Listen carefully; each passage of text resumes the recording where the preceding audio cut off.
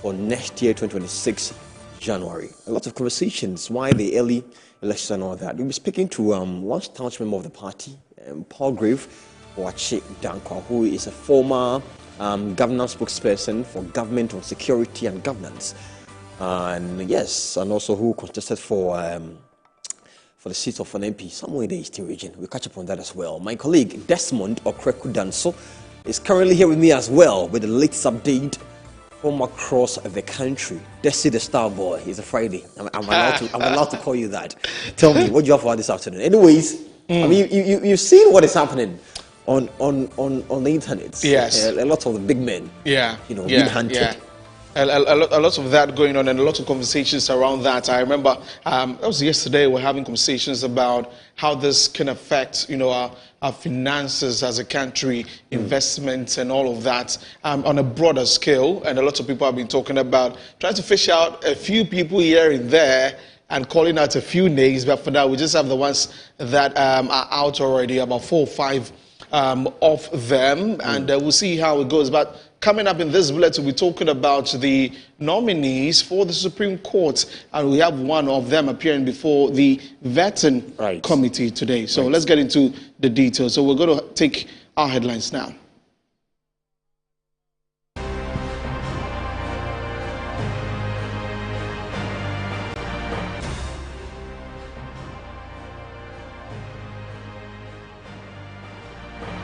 And coming up in the bulletin, Justice Ackaah-Boafo poised to appear before Parliament's Appointments Committee today, June 20, in a much anticipated vetting session that follows a controversial petition that initially postponed the process.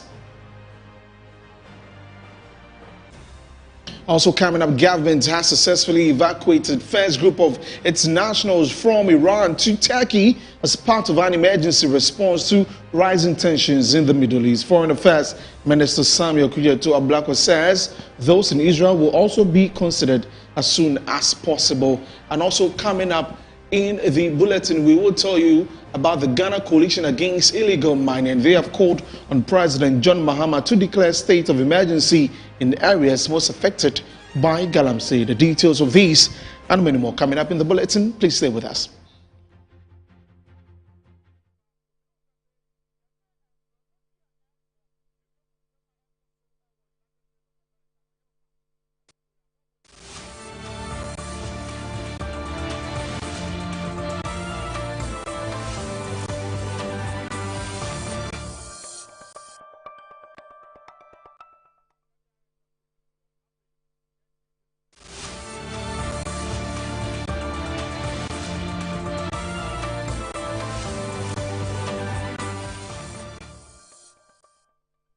Hello again, many thanks for joining us and welcome to live from the Bawumia studios here from our offices at North Ridge. I am Desmond Okreku-Danso. So let's get into the details and we'll begin from the Foreign Affairs Ministry, because government has successfully evacuated the first group of its nationals from Iran to Turkey as part of an emergency response to rising tensions in the Middle East. At the same time, those in Israel will also be considered as soon as possible. And in a Facebook post on Friday, June 20, Foreign Affairs Minister Samuel Okudzeto-Ablakwa stated that a separate meeting was held earlier this week with the ambassadors of Israel and Iran to discuss the safety and evacuation of Ghanaians currently residing in these countries. The meeting, according to him, led to the evacuation exercise. Let's now turn to a video wall for more details on that. So you see that on the screen, and the post says, this week I invited the ambassadors of Israel and Iran to my office for separate meetings. On Tuesday, I met with His Excellency Roy Gilad of Israel and then held talks with His Excellency Ali Gomshi of Iran on Wednesday. The meetings afforded me the opportunity to convey the Mahama administration's emergency evacuation strategy for Ghanaians living in their countries, with the two ambassadors for onward communication to their governments to facilitate border access approvals. So far, the first batch of Ghanaians in Iran have been evacuated to Turkey successfully. Our fellow nationals living in Israel will be evacuated shortly. And it shows that these engagements have also enriched our understanding of the ongoing conflict It is worth emphasizing that in the meeting with the Israeli ambassador, I registered Ghana's strong displeasure at his recent public pronouncements questioning Ghana's voting pattern at international organizations. I urged him to respect our sovereign right to make independent decisions based on our long-standing globally acclaimed foreign policy principles anchored on Ghana's national interest as espoused by the 1992 Constitution, pacifist approach to peace building, non-alignment, respect for the UN Charter, adherence to the rule-based international order, belief in multilateralism, and strict compliance with international law. And it wraps up saying that these cherished principles will continue to guide Ghana's foreign policy imperatives within all international organizations, particularly at this defining moment when Ghana is serving on the UN Human Rights Council and chairing the governing board of the International Atomic Energy Agency. Finally, I re-echoed Ghana's demand for both countries to cease fire and opt for a peaceful diplomatic resolution of their concerns.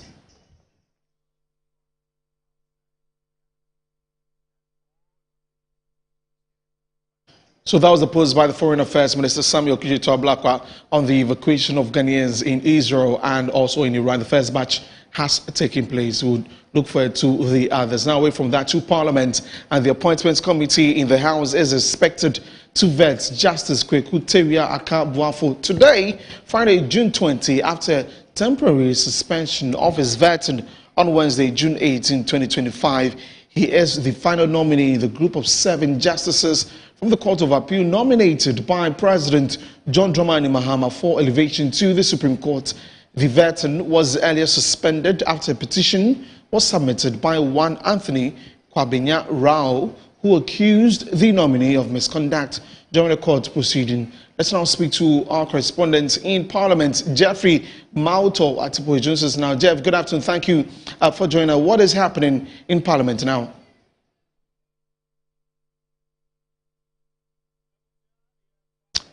Hello, Jeff. All right, thank you so much, Desmond. So I can confirm to you as we speak that, yeah, Desmond, can you hear me? Yes, I can go on. So I can confirm to you that Justice Ackaah-Boafo is currently seated in there, and vetting has started. So he's seated, the chairman is there, the ranking member of the committee, I'm talking about Honorable Alexander Afenyo-Markin, and all other committee members are seated in there, and proceedings have begun.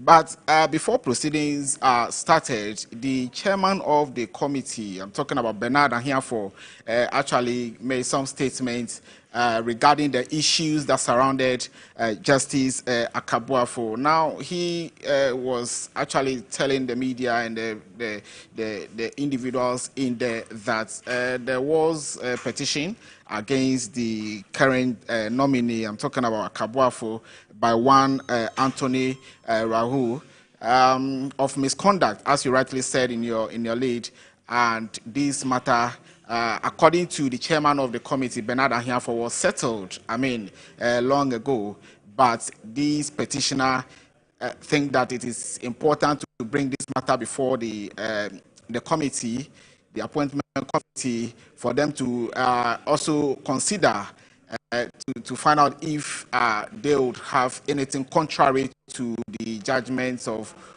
the issue that were conducted in 2019 and also 2021. One of the things that the chairman was saying with regards to the misconduct of the nominee has to do with the fact that he delivered judgments, a ruling against the individual Anthony Rahul, which he considers as an insult and attack on him. So based on this, he actually filed this petition against him to the committee.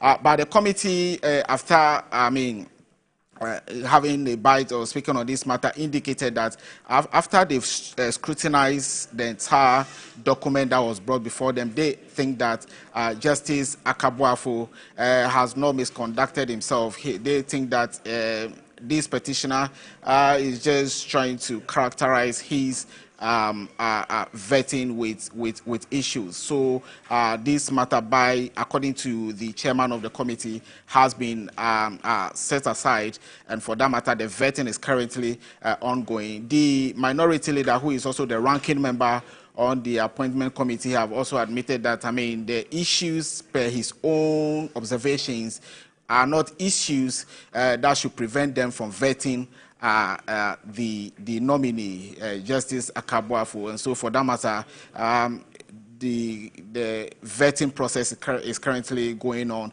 as we speak. But the chairman cautioned that there were statements in some media outlets indicating that the committee has actually thrown the petition away. The publications that are coming out, according to him, are quite disturbing.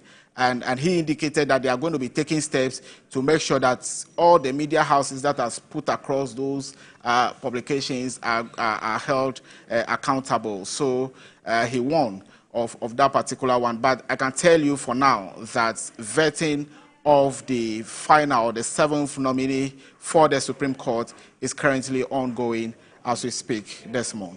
Thank you very much, Jeffrey, for bringing us the details there, and we'll definitely come back to you subsequently. So that was my colleague, Jeffrey Mauta-Tipo, parliamentary correspondent, and he says that the vetting process has begun for Justice Ackaah there. Now, let's move away from that and talk about galamsey, because convener for the Ghana Coalition Against Galamsey, Dr. Ken Ashigbe, has called on the John Dramani Mahama-led administration to, as a matter of urgency, investigate and, if found culpable, prosecute NDC Member of Parliament for our win and 2 other NDC constituency executives, including all politically exposed individuals implicated in the Professor Frimpong Boateng Galamsey report. This, the coalition says, will serve as a deterrent to others. He spoke at a news conference by the coalition on Thursday, June 19. The latest report by the Global Info Analytics clearly indicate that 44% of Ghanaians believe that the fight against illegal mining, popularly known as galamsey, has seen no change under President John Dramani Mahama, whereas 38% of Ghanaians believe that there has been an improvement under this current administration. This sentiment clearly indicates how, as a nation, we have done poorly in terms of addressing the menace of illegal mining. The news conference by the Ghana Coalition Against Illegal Mining, which ended a while ago, clearly touched on key critical things that needs to be done in order to address the menace. The coalition, among other things, is calling on the President, John Dramani Mahama, to, as a matter of urgency, deal with all political exposed persons mentioned in the Professor Frimpong Boateng expose and deal with them in order to serve as a deterrent for other politically exposed persons. After the unresolved case of Honorable Oscar Labi, MP for our win, we have a petition with His Excellency the President that he has acknowledged receipt of.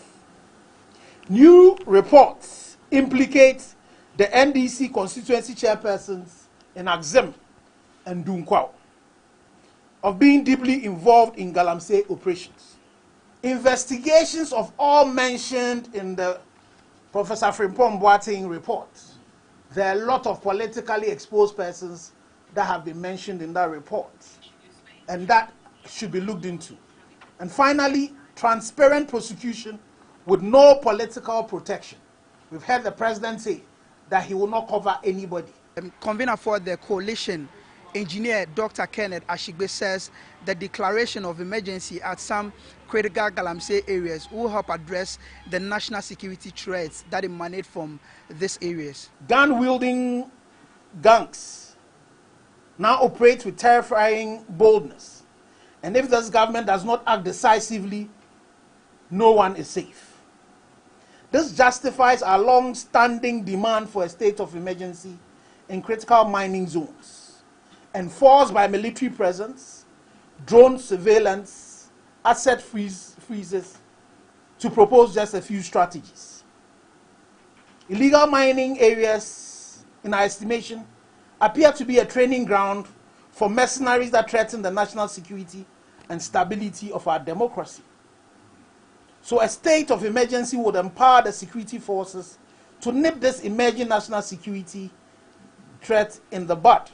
The group also wants various institutions that are mandated to address the menace of illegal mining well equipped in order for them to undertake their duty. Another matter of grave concern is the increasing violent attacks on Forestry Commission officers. The brazen day-like attacks on these officers, even off duty, are a national embarrassment. Arm our officers. The Forestry Commission should be given enough firepower, more than what these mercenaries that have been brought in to provide security for these illegal miners have. Reporting for Metro News, my name is Ackaah-Boafo Saki.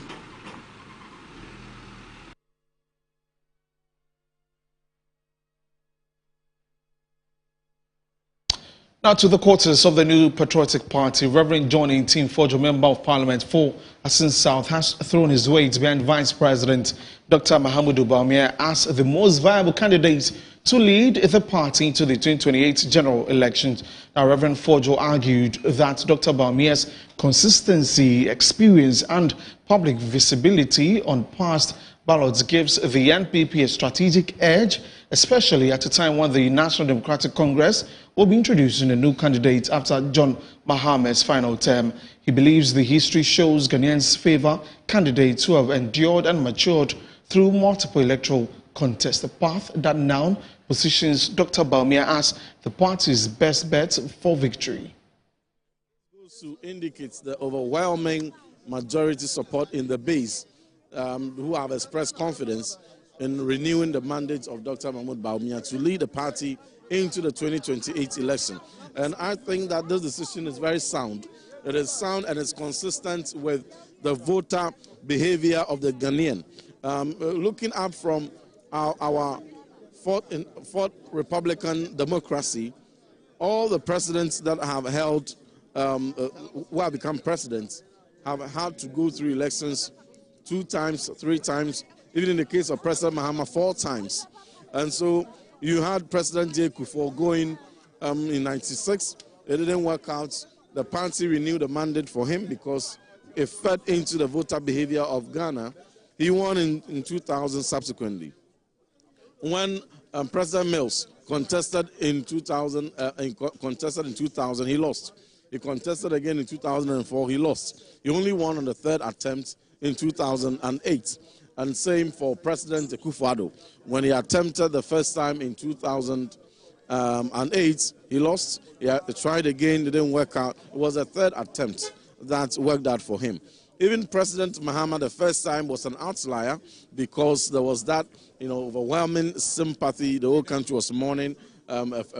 His Excellency President Atta Mills had not been able to serve his full term, and that was just sympathetic that they allowed the vice president to continue. So that was a different case. But when he even had the opportunity to contest really his first election as a sitting member of parliament, we had never seen that before. But he lost. He went again the second time, and then he lost again until he came back, and that was actually the 4th time he had contested before he won. So the Ghanaian population votes this way, that they want to see you on the ballot, on the presidential ballot, particularly if you are contesting for any of the major parties, NDC, MPP. They want to vote for a candidate who is experienced, a candidate who has sympathy, a candidate who has tried before. So going into 2028 elections, when President Mahama is going to serve his 2nd term, and definitely NDC is going to field a new candidate, it is going to be a big advantage.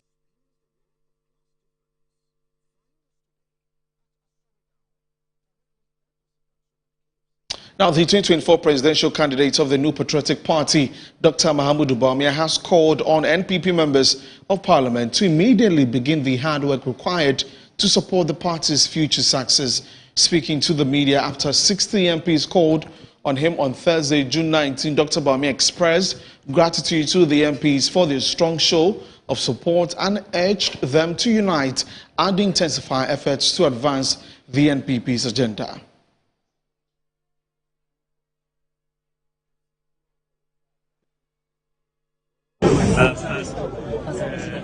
Visit from our members of parliament. I think that it was a very happy visit. courtesy call, and it's a call to declare support for me. And I am so happy in terms of the group that have declared support for me from Parliament.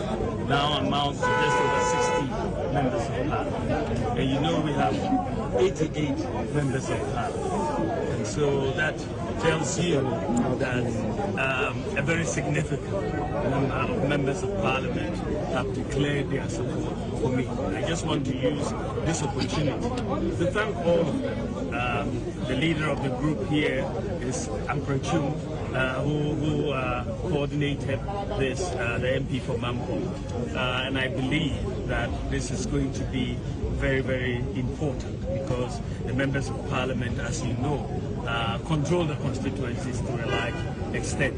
And I'm very, very happy for exactly what they have done today. It's a strong show of support, and I thank them and I thank God for this strong show of support. And off we go. There's a lot of hard work to be done so that we can help the party and help the country.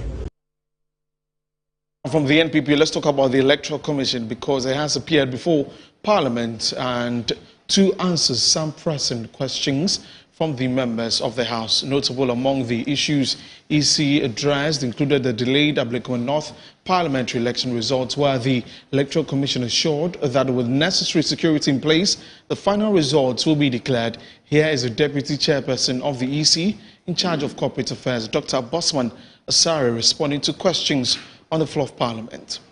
In the 2024 general elections, presidential, the cost 3,621,281 cedis and 30 pesos. The date of award of the contract, 24th December 2024. And this was for the 7th December elections, the reprinting of ballots for the eastern and western regions. The next one, 2024 general elections, parliamentary, the cost 2,442,329 cedis and 59 pesos. The date of award, 24th December 2024. For the 7th December 2024 general parliamentary elections, for reprinting of ballots for the eastern and western regions. To suggest strongly that the story that they had to borrow scanned carbon copies from the NPP was contrary to the provision in Regulation 43 of CI 127. That is what I put to him. So, leader. Response, I indicated that when one of the parties brought the scanned copies, it was endorsed by the agents of the other parties. Let me also say that the Commission disagrees with the question because the Commission is mandated to ensure the integrity of the process. And as an institution, we are very careful. We don't do anything to set a bad precedent. I'm asking him, with the 3 polling stations, is he going to collect with original pink sheets or a scanned pink sheet? Yes, Deputy Commissioner.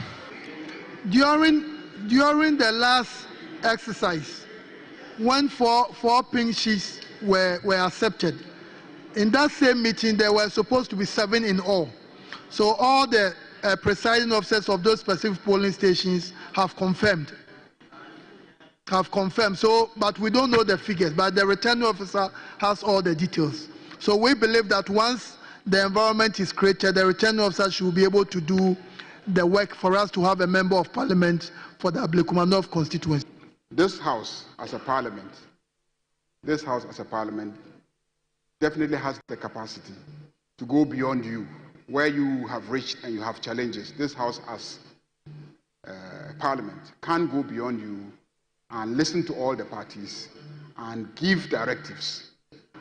So the question I'm asking, are you comfortable with this House setting up a committee to invite the parties, to hear from them, to confirm the facts, so that it can give the directives that you need? Yes.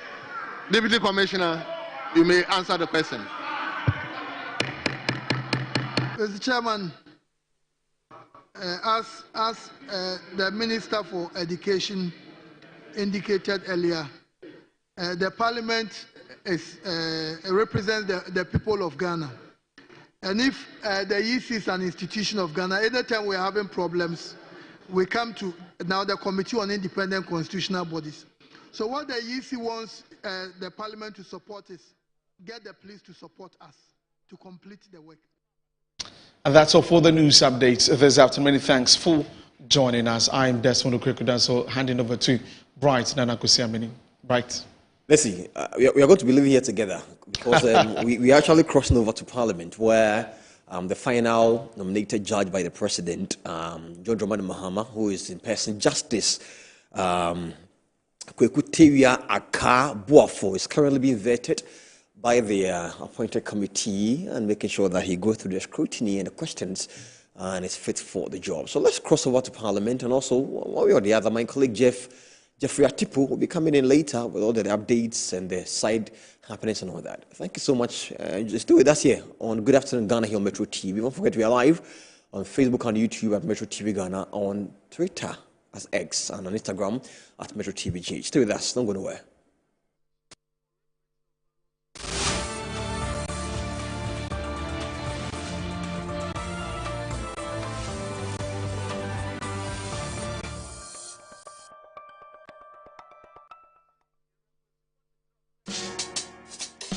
Whether you're a wholesaler, retailer, or consumer, MNC Logistics and Trading is your trusted partner in minerals and food commodities trading. Experience the difference with MNC Logistics and Trading for your commodities trading. We operate a well-equipped laboratory that smelts and assays gold to ensure transparent, credible, and reliable minerals transactions. Our general food commodity market deals with imports and exports of food products such as rice, sugar, and grains. We pride ourselves on delivering products that meet the highest standards of quality and taste. With our expertise in international trading and logistics, we bridge customers far and wide. Locate us at number 4 Neosai Interfo Avenue, East Legon, Accra. Call us on 030-299-8246 or visit our website www.mnclogisticsandtrading.com. MNC Logistics and Trading, hub of confidence.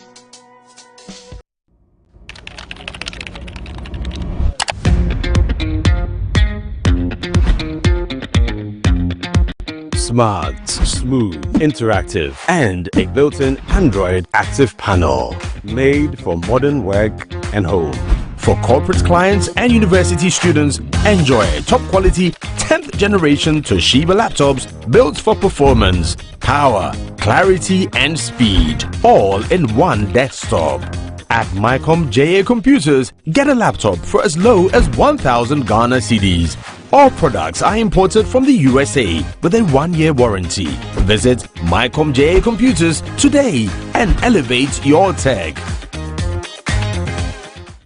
Some movies change the world, and you'll find them elsewhere. Mnet Movies 4 is just in it to change your mood. Great. Yes, I can. Oh, I'm so excited. They turn an ordinary night into something awesome. Make you laugh louder, smile bigger, and feel like a kid all over again. Yay! This is so much fun. The only thing our movies are seriously serious about is making you happy. All month long. On Mnet Movies 4 for the easy, cheesy, silly, funny, snort laugh classic movies of your questions about incompetence and so on and so forth. I think judges' capacity should be built, and that means that we should be able to provide financial support timelessly to the judiciary. I work as a partner of the JTI.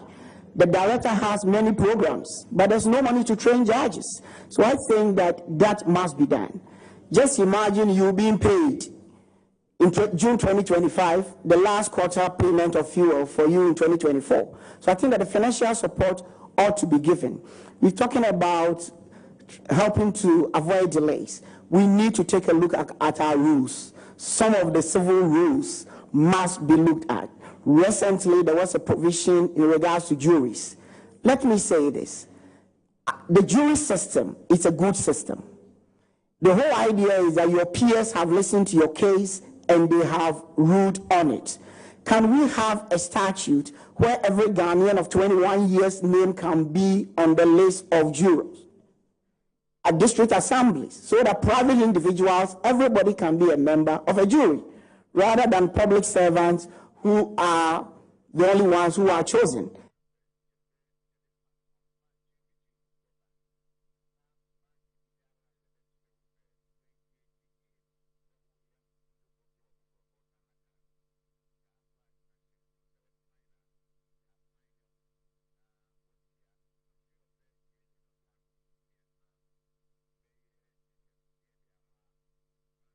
In 2025. Let's have a system.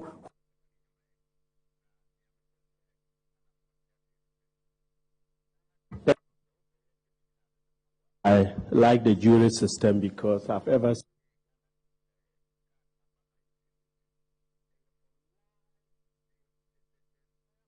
this question has to do with this fear of tribunal.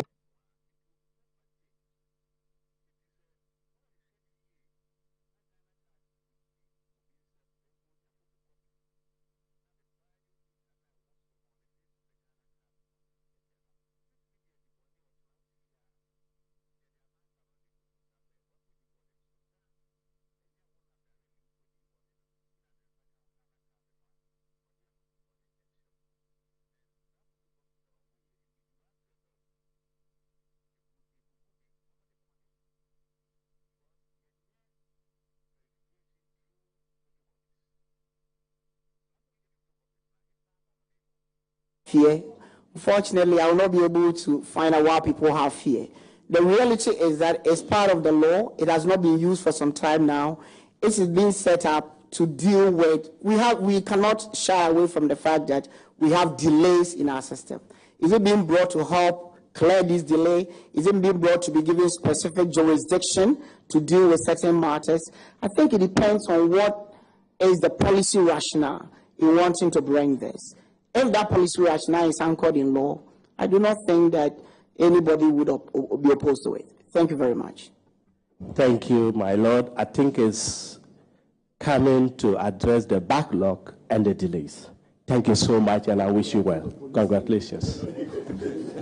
Honorable Patrick Yaoboma, Senior, you have the floor. Chairman, just to congratulate you, I don't have any question for my lord. I don't have any question for you. Congratulations. Thank you.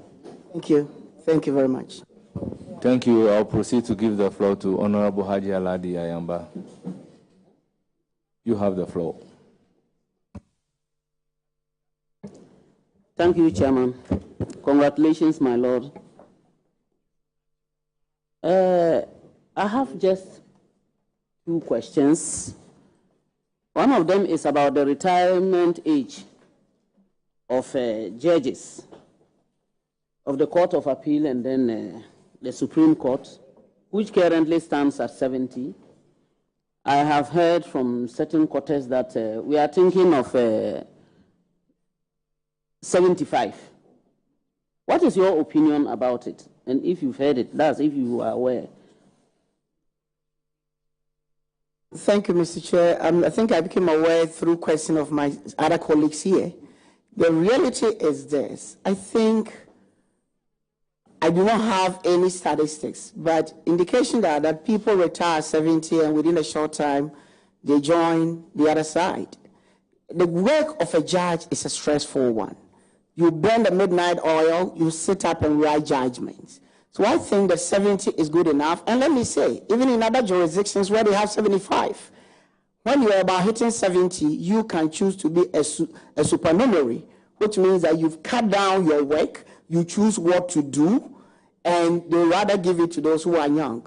So as my brother who once said here, I think the 70 is good enough. Let's stick to it. So that when we retire, we can have time to spend with family. Thank you. Chairman, my second question is about our districts with courts and the lack of judges. I think this is about my third time of asking this same question.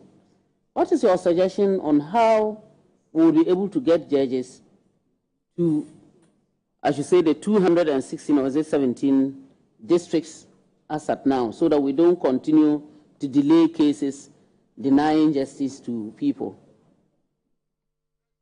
Thank you, Mr. Chair. I think the occupation of a judge work must be attractive. There are many lawyers who may desire to be judges, but if you join the bench and after 6 months you've not been paid because your name has not gone on the system, within that 6 months of your service, how are you supposed to support yourself? So let's make the job attractive. As we speak, my beloved Bogoso has a court yet to be inaugurated, and I'm sure the people there are yearning to have a judge. But if people are not willing to join the bench because the package is not attractive, speak with those on the lower benches, their situation is not the best. So let's make the job attractive, and I think we'll be able to have the best of the brains to join the bench for the benefit of our nation. Thank you. Thank you, Mr. Chairman. I wish you all the best. Honorable Jerry Ahmed, you have the floor. Thank you, Chair. My Lord, congratulations to you, and you're welcome. My Lord, I've just perused Article 1461, and it talks about justice of the Supreme Court or a chairman of the regional tribunal shall not be removed from office except for stated misbehavior. I'm not going to talk about or incompetence. I want, in your view, to tell me what would constitute stated misbehavior. If you have about 5 of those or less, it's fine. Thank you, Mr. Chair. I think this is not defined clearly, but I think what is a misconduct, all of us, when we see one, we should see it. There is a Canadian case called Mary DeBow. What was deemed to be a misconduct was a judge sitting who became so frustrated with people who are in her court, and she made statement that they are lazy, they don't want to work, all they have to do is to engage in criminality. That statement was deemed a misconduct, and she was removed from the bench. Okay? I've been a member of an investigative body where a judge in the Upper East was sitting and didn't have a copy of the minerals and mining law. A lawyer agreed that, my lord, when I get to Accra, I'll get you one. When the lawyer got the law, the mistake the lawyer made was, instead of taking it to the registrar, he gave it to the client, and the client was going to give it to the judge. Somebody saw the person entering the judge's home, and a committee was set to investigate this as a misconduct. Of course, the committee eventually exonerated him, because we know that the litigant should not come to your home. So I think that many of the things that judges are required to do based on the ethics, if you go contrary to it, clearly may constitute a misconduct, depending on the facts to be determined.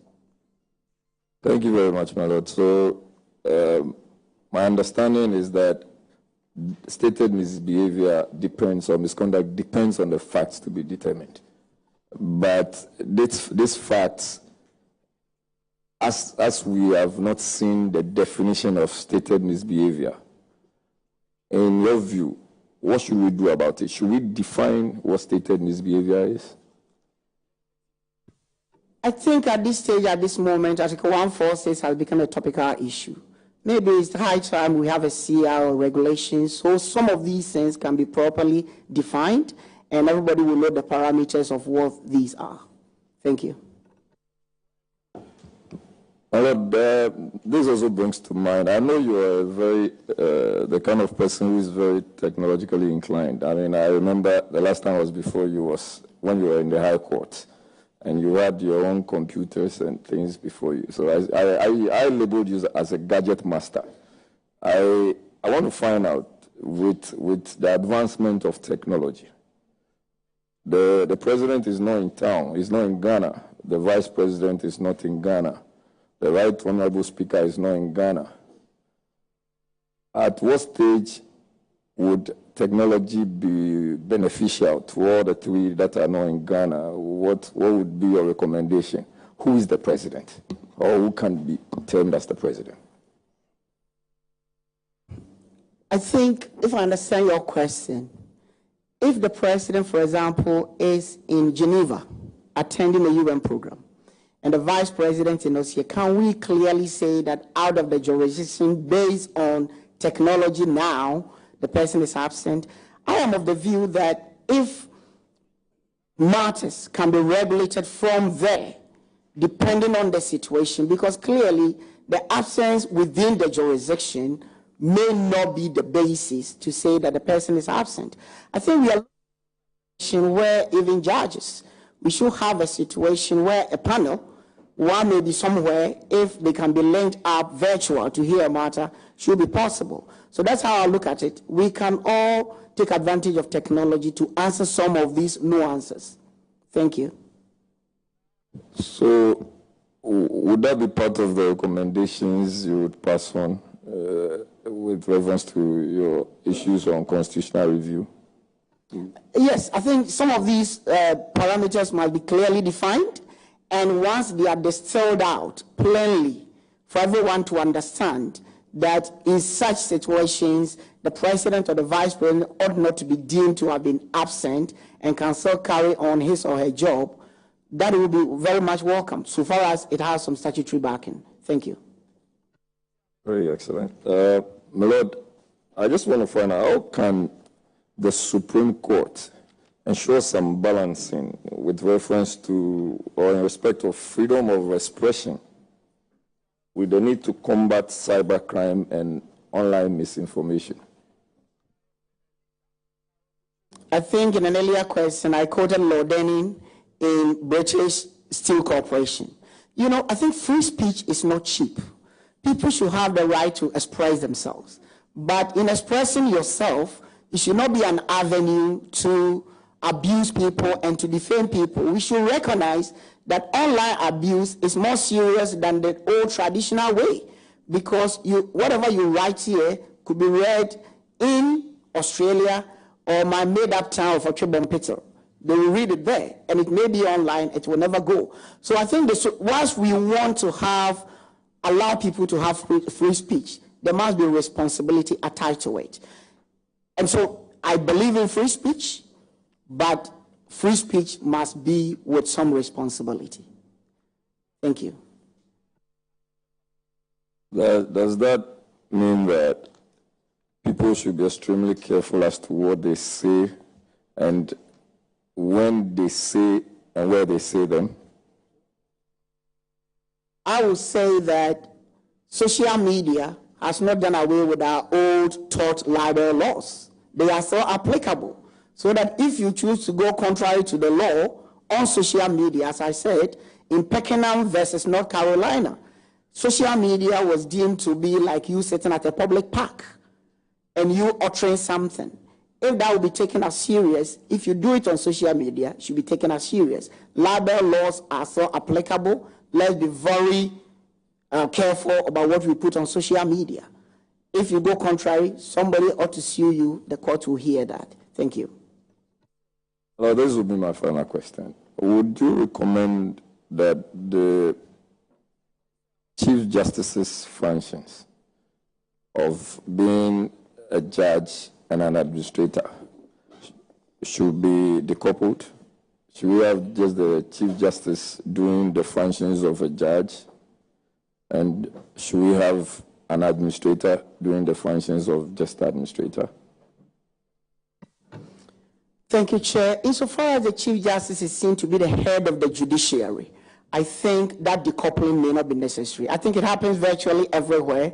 It ought to be a balance on the part of the particular Chief Justice as to how much work he or she wants to engage in the courtroom and how much work he or she wants to engage in administratively. So I won't call for a decoupling of that. Thank you. I was looking for that. Thank you very much, and I wish you very well. No further question. It's now the turn of Honorable Roxanne Nelson. My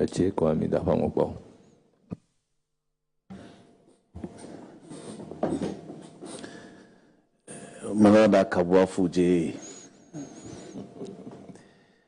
you're welcome. JSC soon to be. I'm very proud of you. I lost the case before you. Is that your question? I appealed, but I know I won't succeed because your judgment was sound. I tried the matter on a very thin line, but you distilled the law, and your writing style as a judge, it's unique. My question will come. You are in the mood of Justice Francois and Taylor and Co. And I urge you to keep it up. You write extremely well. Now, the question has been posed to your other colleagues regarding the non-definition of misconduct being a basis upon which a judge can be removed from office. But I differ. So here is my scenario. You judges have a code of conduct for judges and magistrates. And Rule 2 of that code says that a judge must avoid impropriety and appearance of impropriety in all of the judge's activities. That's contained in page 3 of the Code of Conduct. Is it not the case that where this is breached, this will amount to a misconduct? You are a lettered man. You are a man of letters. A code of conduct, if it is breached, if any of the rules in the code is breached, it will amount to a misconduct. You agree with me? Thank you very much, Chair, and I'm humbled by your initial comments. Let me say this. Yes, it might amount to misconduct, but should that misconduct, depending on the facts, be the basis for removal?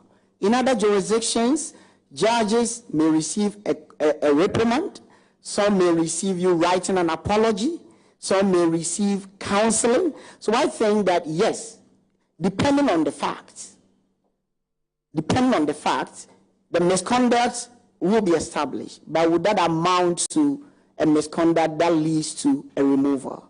It's another matter. Thank you. Malad, you took the wind out of my sail, because my second question would have been, that's why I said, if any portion of the code is breached, now to breach a code, it means that will have to be established based on the facts and the evidence. So when it is established that the code has been breached, then the second stage will be, what are the penal sanctions applicable to the breach of that particular code? So once we have a code of conduct for judges, every other matter regarding the removal of a judge will have to be based on that code of conduct. And so we'll leave this matter. Now, my issue is this. I'm waging an advocacy here, and it's in respect of career magistrates. Career magistrates don't receive equal pay for the work that they do with their professional career magistrates. Will you join me to ensure that they receive equal pay for equal work? And by way of providing further and better particulars, professional magistrates, they are entitled to official accommodation, official vehicle, official everything. The career magistrates doing equal work are not entitled to official accommodation, they are not entitled to official anything, save for the nominal salary. And I believe that amounts to great injustice being done to them, especially when they don't have the opportunity to progress. I think 3 of your colleagues who have been here progressed from the magistracy all the way going to the Supreme Court.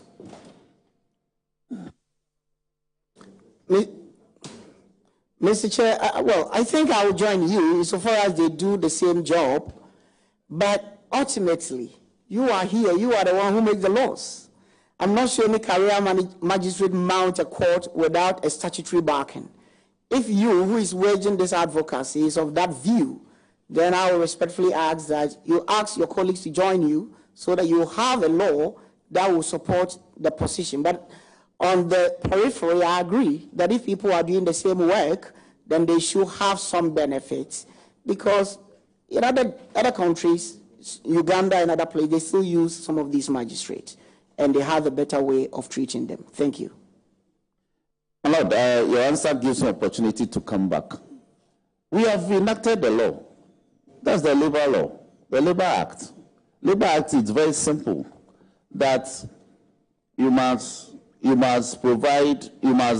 pay a worker for the work that he's done. You don't discriminate. So equal work, equal pay for equal work. Now, I've run into problems because I'm rather told that it's a policy of the Judicial Service. And I've raised the breach of the Labor Act many, many times at the committee level.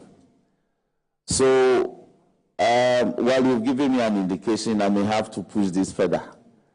And actually insist at the committee level that that policy must align with the terms of the law. So I thank you for your opinion. And let me wish you well. We'll have the opportunity to come before you. I wish you all the best. Thank you. Thank you very much.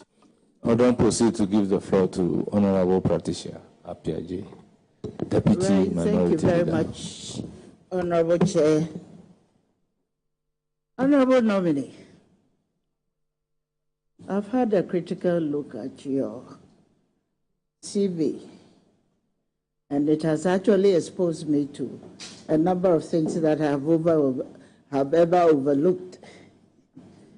When you were giving us a brief about who you are, I noticed that I've always held the view that there's only one St. Augustine's school, and that's St. Augustine's Cape Coast, the college for which my brother and my leader attended. But it's good that you have exposed me that there's another one hiding here. Because when I was going through your CV, I was like, who in this world will leave St. Augustine's and go to Winneba Secondary School? That was my first impression about your CV.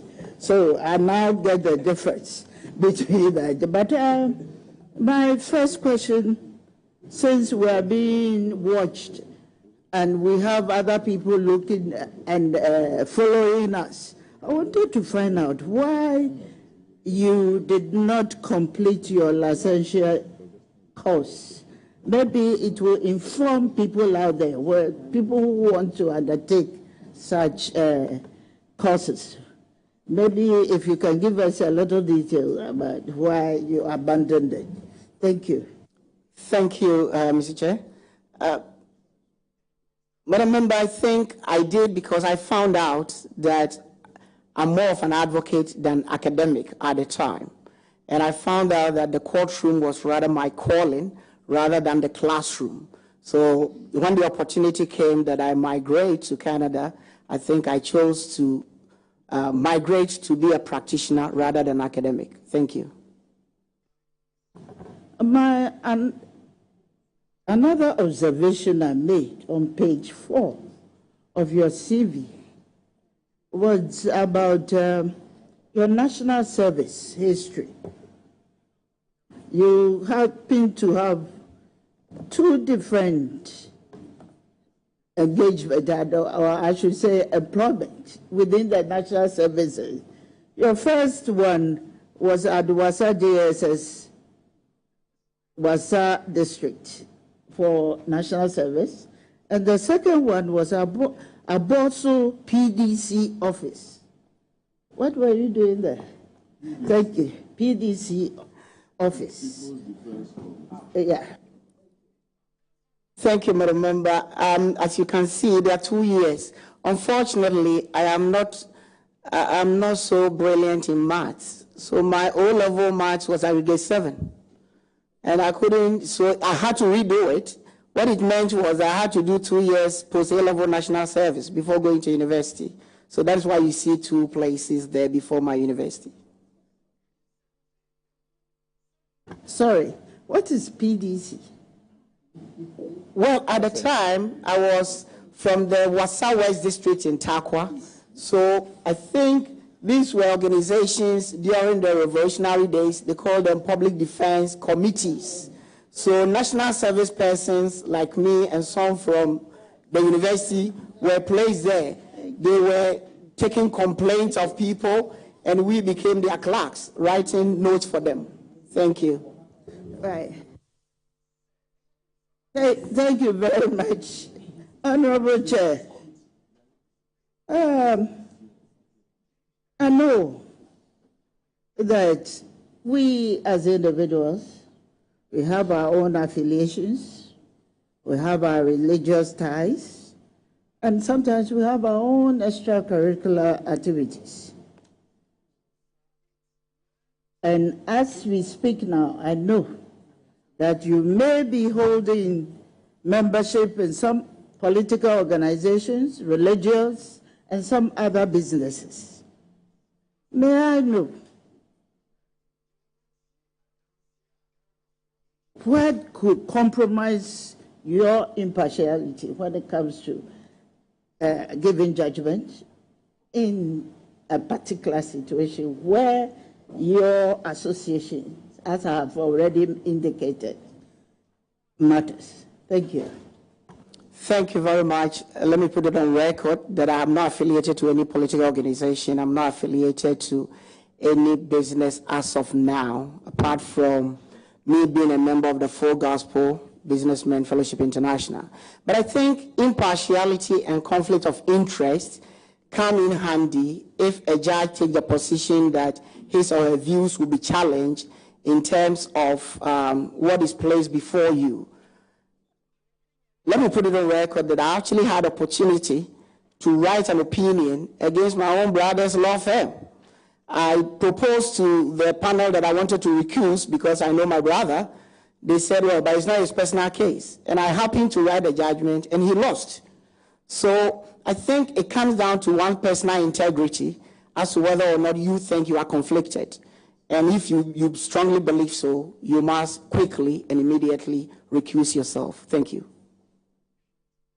Thank you very much. I listened to your answer on the reintroduction of the public tribunals.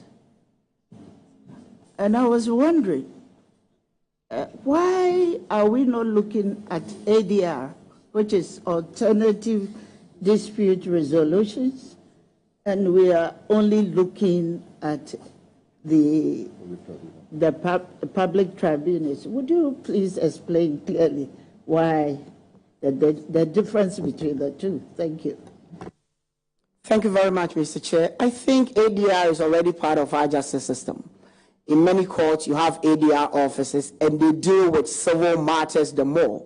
If I understand it, the whole idea of public tribunals, their jurisdiction was more of criminal matters, so that the two are not the same. ADR, by the virtue of the fact that we have the ADR Act, and many Ghanaians are using it, which is one of the best ways to help decongest the courts. And in ADR, the parties must agree.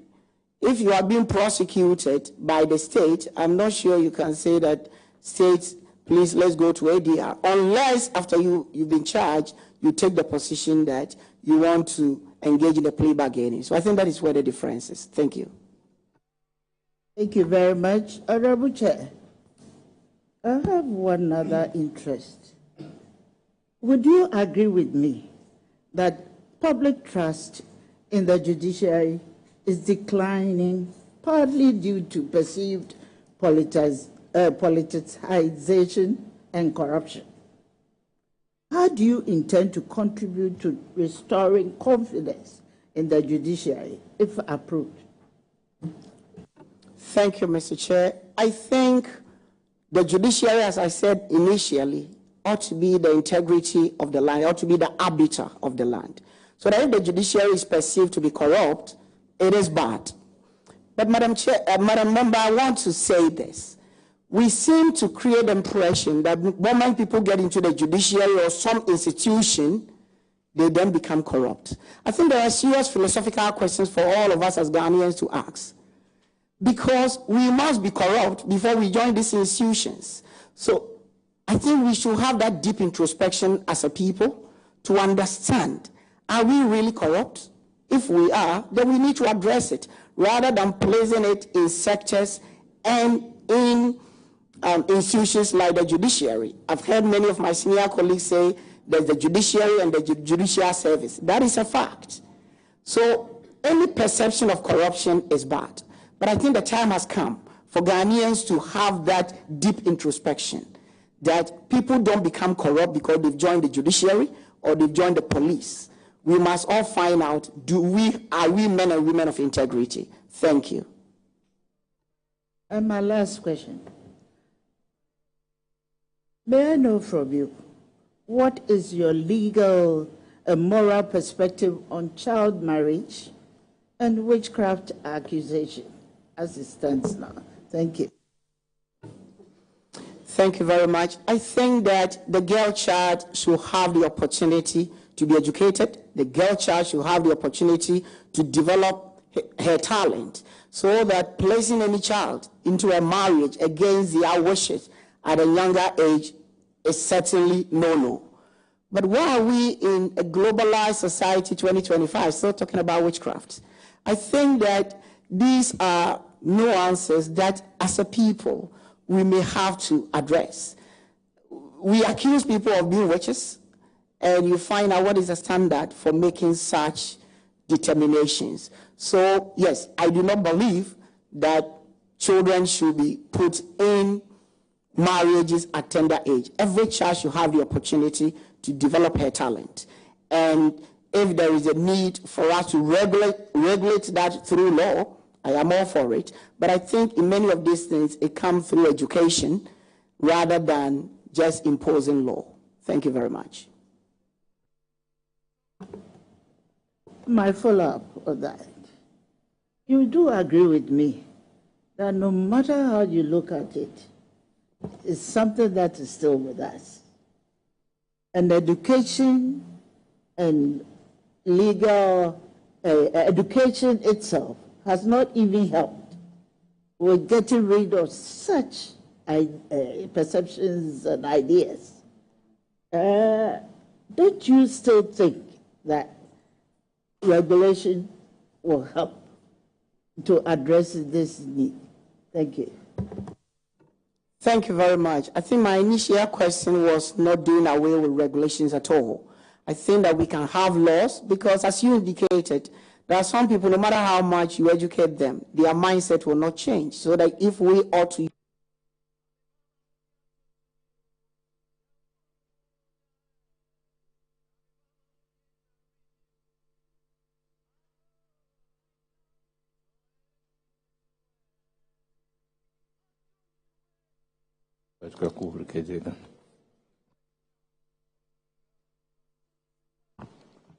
Thank you very much, Mr. Chairman.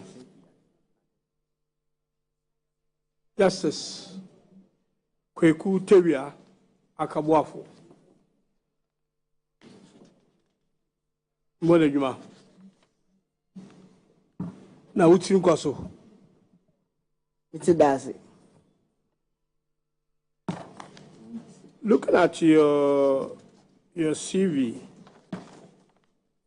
in fact, I realize that you have quite a number of publications. You actually have publications, articles, and some presentations that you have done on quite a number of subjects, but legally related. The one that jumped at me is your opinion or papers you have done on African continental free trade, quite extensively. Now, so that's where I'm going to ask you a question to get your opinion on. You delivered a paper actually on dispute settlement on the African Continental Free Trade.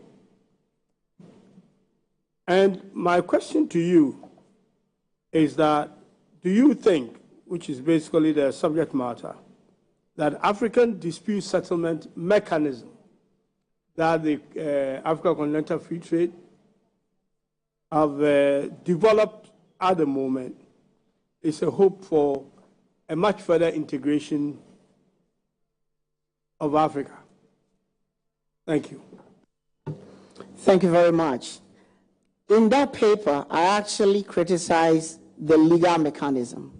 I criticize it because the system has followed the traditional one of making state parties standing, giving state parties standing when it comes to dispute settlement. And if I understand the African Continental Free Trade Area agreement, the thinking is to help individuals and SMEs to be the main players.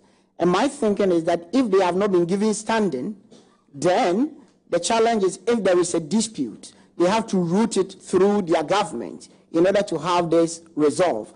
And I see that as a bit of a challenge. Having said that, we also know that the AfCFTA is anchored on the root of the World Trade Organization. There is a case called the Bananas case, where banana producers from Honduras and the rest sued so that the nations can come together to help resolve that. For our purpose, though, I propose that the mechanism may not, as it is, give only state parties standing. That is why Ghana, where we have the headquarters, our judges must be trained on the concept of the African Continental Free Trade Area, because many of the disputes may start from us. And if we don't understand the agreement, I think we may use our Order 25 to impose an injunction and the entire market may collapse. So as it is, it might not be the best, but it's the beginning. My hope and our desire is that the main players in the area may be given standing when it comes to dispute settlement. Thank you. Mr. Chairman, with your permission, a follow-up question. I think I do agree with you. The African Continental Free Trade only came in at 2018, ratification in Ghana quite recently. There are a lot of dispute cases to come involving the 54 African countries if they all ratify. And I don't think the legal preparation, at least in Ghana, is adequate enough to deal with the dispute that will eventually come. Now, do you think that we will have to still take our cases to the international arbitration, or should there be an African molded arbitration for cases on the continent? Thank you. Thank you, Mr. Chair. I think if we are talking about the African Continental Free Trade Area, the mechanism they have the dispute settlement panels, and then they have the appeals panels. And the thinking is that if there should be a dispute, this should be the means by which the dispute should be resolved. But as I indicated, the agreement gives only state parties standing, so that if Uncle Kweku's company is the one in dispute with a company from Kenya, then it's the state of Ghana that must be fighting for you. So that is where I take the position that the dispute settlement mechanism under the African Continental Free Trade Area ought to be looked at, should give the SMEs and individuals standing when it comes to this dispute settlement. But as we know, in many agreements, the parties themselves may have their dispute settlement mechanism, and so far as that is in their agreement, they are open to use that to resolve their dispute. But let Ghanaian judges be trained on the African Continental Free Trade Area, because we have the headquarters and they will come to us. And we ought to understand the market and how it will operate. Thank you. I think I absolutely agree with you. Congratulations. And hope that you will start work on the bench soon. Thank you.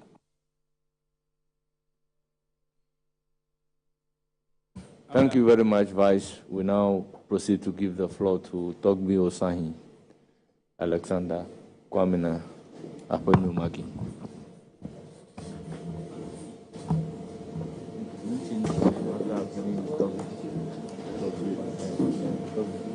Won't change his name. I've given him Togbi. He doesn't want to take it.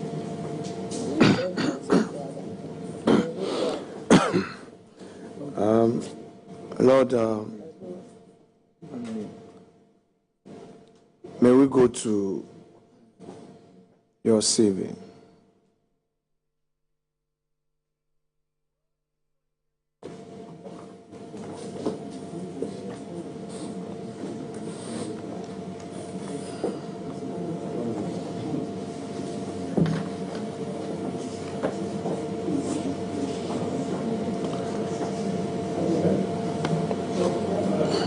Lord, you indicate in your CV that you speak, that's biodata point 2 of page 1. The last on that, languages written and spoken. 1, English. 2, Wasa. 3, Fanti. 4, Tree. 5, Sehui. 6, Nzema.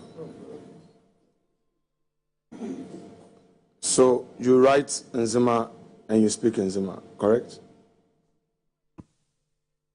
Mr. Chair, my writing will be a bit of a challenge after some time now, but the speaking, yes, I understand in speaking. So you would agree with me that that requires some amendment. Would you, yes, with the leave of the chair, re-look at what you've stated there? You know, it's mixed up. So if leave is granted you, share with us which of them you write and which of them you speak. Thank you, Mr. Chair. I mean, with your leave, I can amend it. Please proceed with the leave of the chair. I think I write and speak English. I write and speak Fanti. These are three. I think my writing has also become a bit deficient.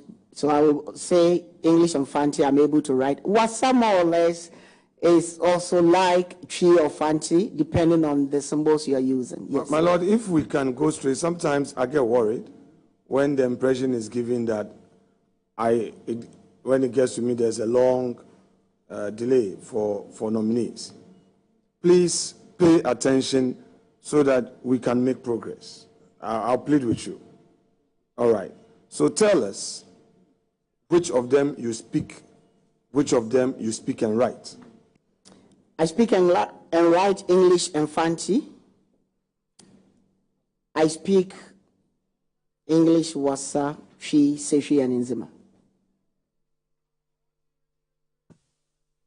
So, just for clarity, you can only write and speak Fanti and English, correct?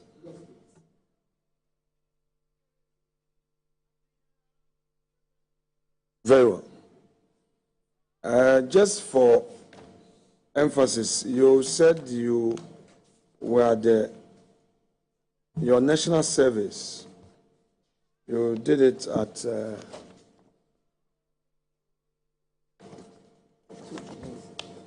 two places.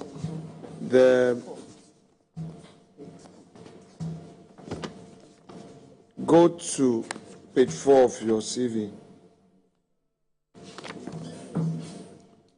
PDC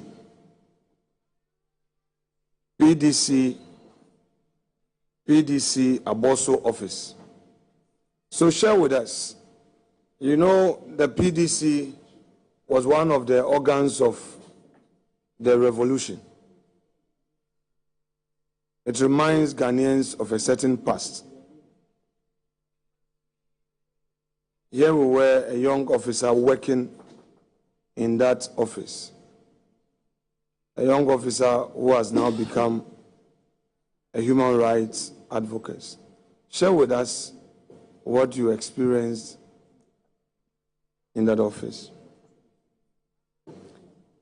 Thank you, Mr. Chair. As I indicated to the earlier question, myself and another individual and another man who was a graduate from the university, we were sent there as national service persons. And what I used to do, within that, they have what they call an ABICOM, arbitration committee. And so people with some issues may come and make complaints there, and we were asked to write their statements.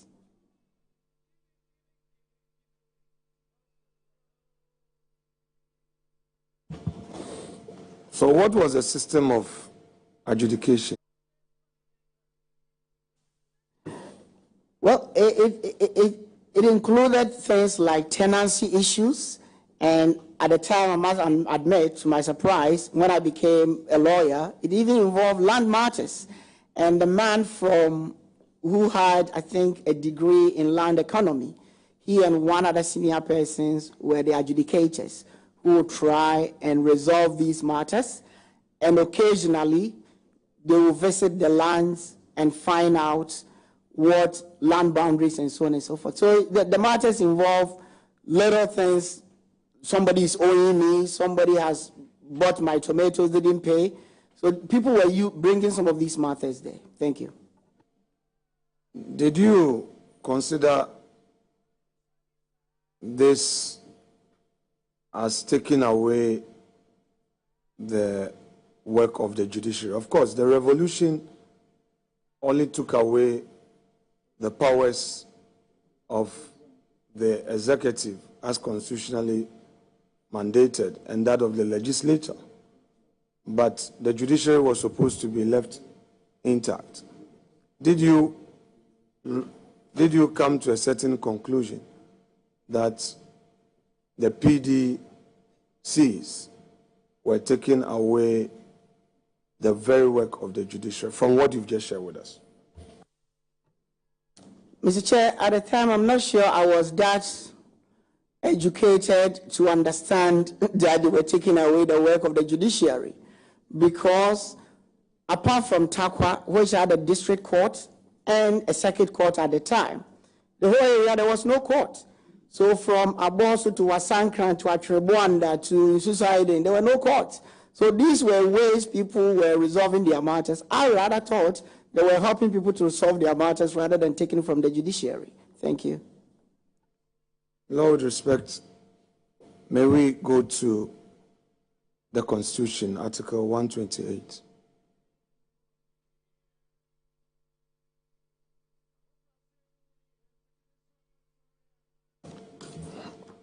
The Lord may read Article 128.4. Thank you, Mr. Chair. Article 128.1 or 4. A person shall not be qualified for appointment as a justice of the Supreme Court unless he is of high moral character and proven integrity and is of not less than 15 years standing as a lawyer. Lord, with respect, from what you have just read, how many essential qualities are required for such nomination? High moral character, proven integrity, and at least 15 years standing as a lawyer. Lord, with respect, on each of them, demonstrate that proof to me. Thank you, Mr. Chair. On question of moral character, I think that I have demonstrated that through my life. I practiced law in Ontario for years before my elevation to the Supreme Court, to the High Court.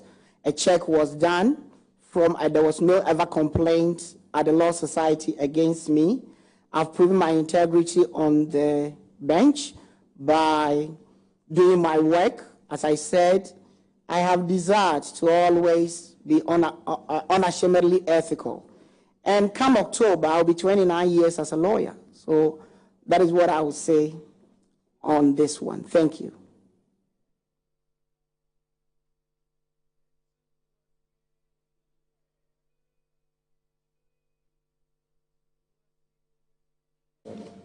Chairman, your indulgence, I wish to raise a matter that strikes at the heart of our constitutional commitment to justice and fairness, the presumption of innocence. My Lord Nominee, we have observed an increasing pattern in which state prosecutors, including the Attorney General, convene press conferences or make public statements that cast serious aspersions on the guilt of accused persons, often long before a court of competent jurisdiction has had the opportunity to hear and determine the matter. This trend appears to risk eroding constitutional guarantees under Article 19(2)(c) that every person is presumed innocent until proven guilty. Indeed, the European Union has taken significant steps in this area, particularly through Directive EU 2016/343, which restricts the public dissemination of information regarding criminal proceedings to protect the fairness of trials and the dignity of the accused. Ghana, by contrast, appears to be drifting towards a culture of trial by press and public opinion, and this was long observed by my Lord Ackaah-Boafo in the Tagore case. My Lord Nominee, what I'm going to ask you seek to explore your views on how to reconcile prosecutorial communication with the Constitution's promise of due process, judicial fairness, and respect for the rule of law. I will basically, like I've stated supra, rely on the constitutional provision of Article 19(2)(c), and will look at principles of fair trial due process, ethical prosecutorial conduct, and comparative standards from the European Union and other democratic systems. Now, how do you interpret the constitutional guarantee of the presumption of innocence under Article 19(2)(c) in the context of public commentary by prosecutorial authorities on cases yet to be sent to court or before the courts? Thank you, Mr. Chair. On matters before the court, I think that as lawyers, each one of us ought to be aware of Rule 38 of the Legal Profession Act, which speaks to the fact that matters which are before the court, if you are counsel, you don't comment on them. So that will be my response, that any lawyer who leaves the courtroom and meets the press outside and begin to talk about what is happening in the courtroom clearly is breaching that rule. On the issue of providing information, I think that this is where there's a thin line. The thin line is that this society has grown a bit sophisticated and we want to receive information. I think I've asked questions this morning about people on social media doing disinformation and misinformation. So that if the Attorney General takes the position that these are matters that I ought to place before the public to be aware of, it may be within the context of providing information. But if the Attorney General goes ahead to make comments alluding that the person is already guilty, in my view, that will be a breach of the Constitution. But providing information to the public who want to know that this is what we are investigating, I think receiving information from the right source is always better than getting it from the social media, which sometimes clearly are manipulated. Thank you. Chairman, just bear with me, Chairman, bear with me. You see, I would prefer if leader wants to ask his own set of questions.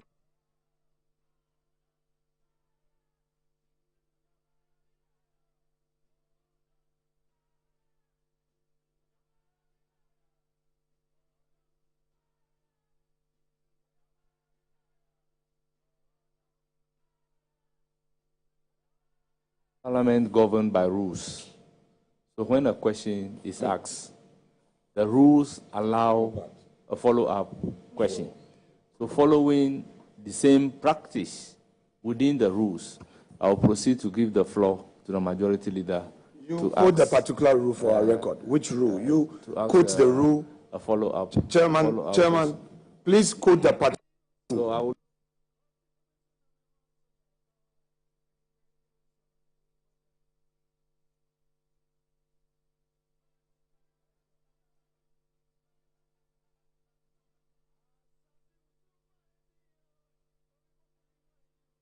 Follow up. When the person is entitled to his own set of questions. So quote it. The public, let's look at Standing Order 89. It's on supplementary question. And if I may read the relevant portion, 89.2 or 89.3. Any other member may be allowed to ask not more than 2 supplementary questions, except that the majority and the minority or co-leaders may ask not more than 5 supplementary questions on the substantive issue. It is on this order that I am standing to give the opportunity to the majority leader to ask a supplementary question. Chairman, with order respect. 89 Chairman, with respect. You may continue to exercise your powers, but let me.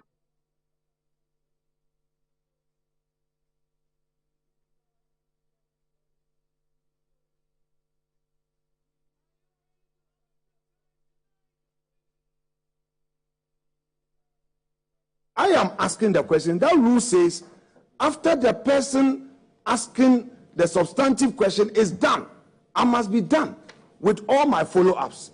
Before, then you would ask me, are you done? Before going on, I laid bare each of the steps I want to take. So you should ask me first, am I done with that substantive question?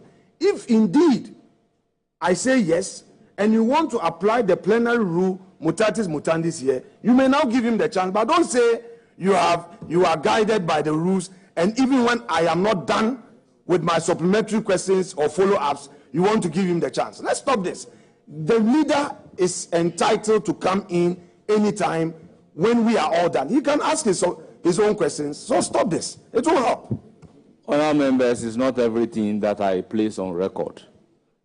You realize that before giving the opportunity to the majority leader, I asked the questioner that majority leader will want to ask a supplementary question, not into the microphone. So if you are not done with a supplementary question, you can also tell me that you are not done with a supplementary question on that particular question. That doesn't mean I do not have a floor or do not have the ground within the rules to ask the leader to ask a supplementary question. So if you feel that you have a supplementary question on the question that you have asked, you can ask that particular question, and thereafter I will give the opportunity to the majority leader to also ask a follow-up question. But rather, you said, which rule am I relying on? I have shown you the rules. So I'm not operating outside the rules. There are rules that govern committee work. Chairman, anyway, I'm not done, so let me finish my supplementary.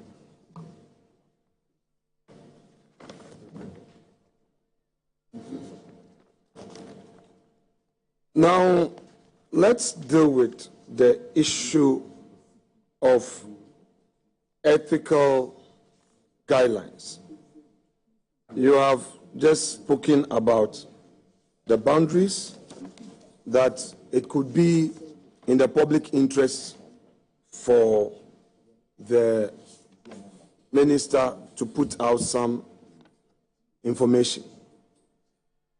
Now, do you think that there is a need to provide some ethical guidelines to govern this prosecutorial communication? Thank you, Mr. Chair. And if I may seek clarity, ethical guidelines as to guidelines governing how ministers do their work, or with this particular situation. Very well. So, in my first answer to you, first question to you, you answered in a twofold. First, you said that if the Attorney General is saying anything that would prejudice the outcome of the breach, then you again said that it could as well be that there's a need to provide in this era of social media and all. So on the basis of what you've told us, I am mounting the follow-up to ask whether on such a thin line you hold the view that there's a need for some legal or ethical boundaries that should govern public statements by the Attorney General or prosecutors about the accused persons before trial commences. Thank you, Mr. Chair. I think that the Attorney General remains a lawyer. If there is any member of the Attorney General's office who is a lawyer, I would say that they still must advert their mind to LI 2423 as lawyers, and their roles as prosecutors are well set out in the LI. If the person is not a lawyer and will not come under that ambit, then maybe what you are asking may be appropriate. But I think your question clearly, hardly do we see police prosecutors, for example, doing that. So that if it is someone who already comes under LI 2423, then my thinking is that there's already some rules there governing how such work ought to be done. And in regards to public statements, that is covered under Rule 38. Thank you very much. Now,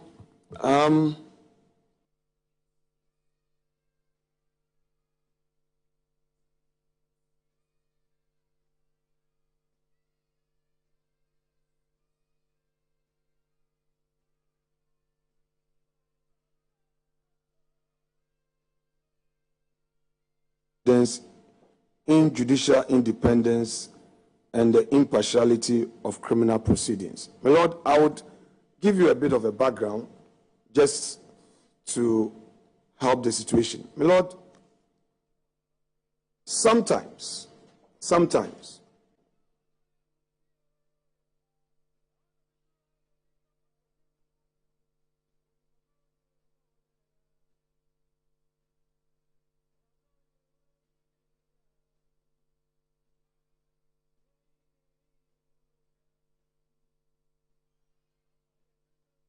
saying that he's acquitted and discharged.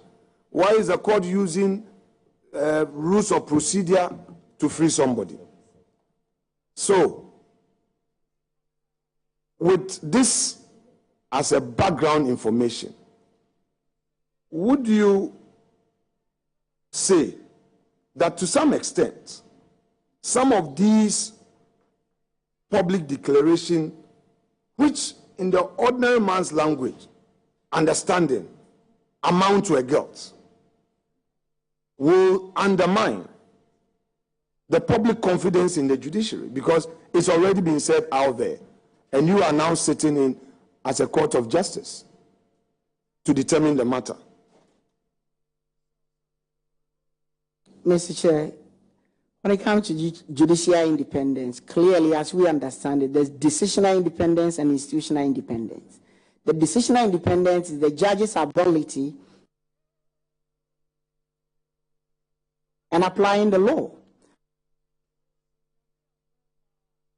That any judge who understands his role ought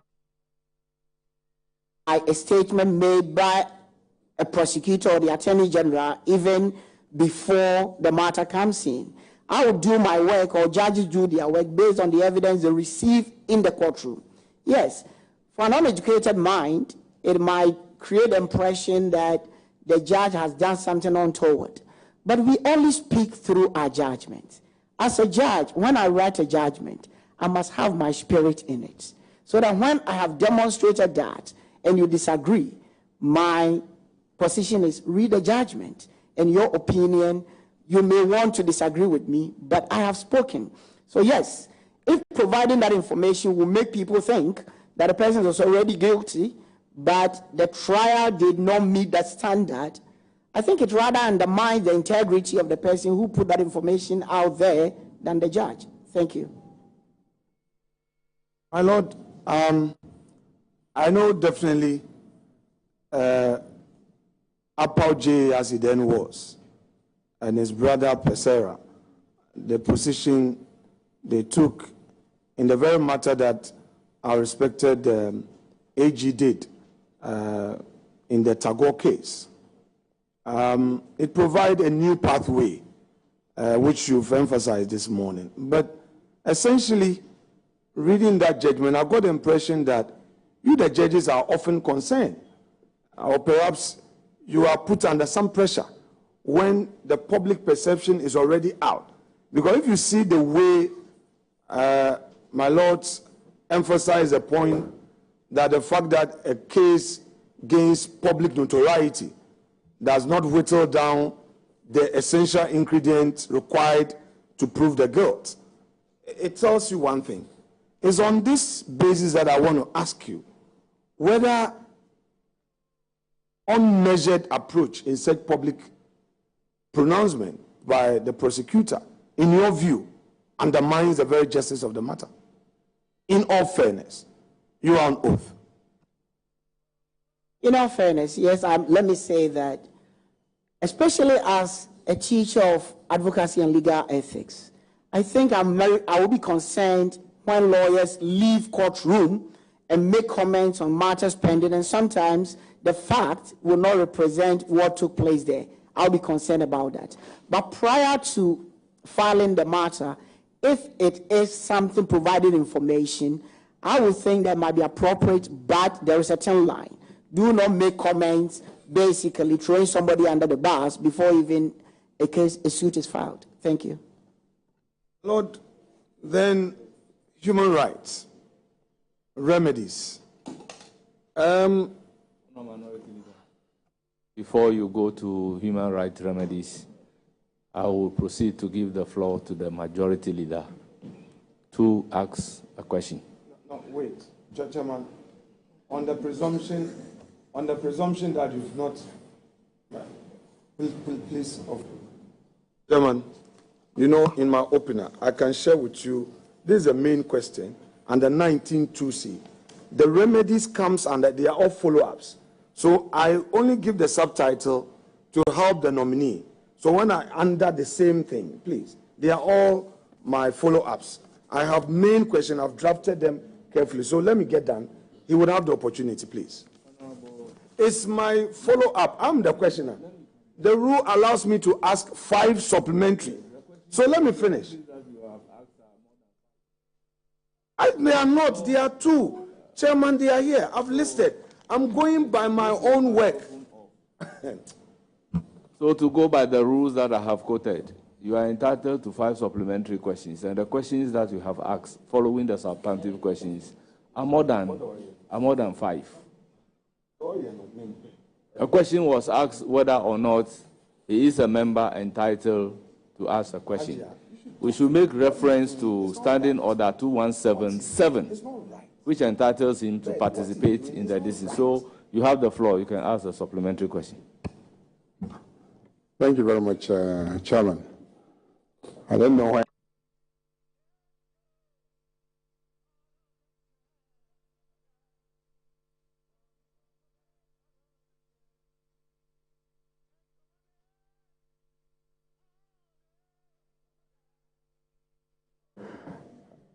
My Lord, congratulations on your nomination.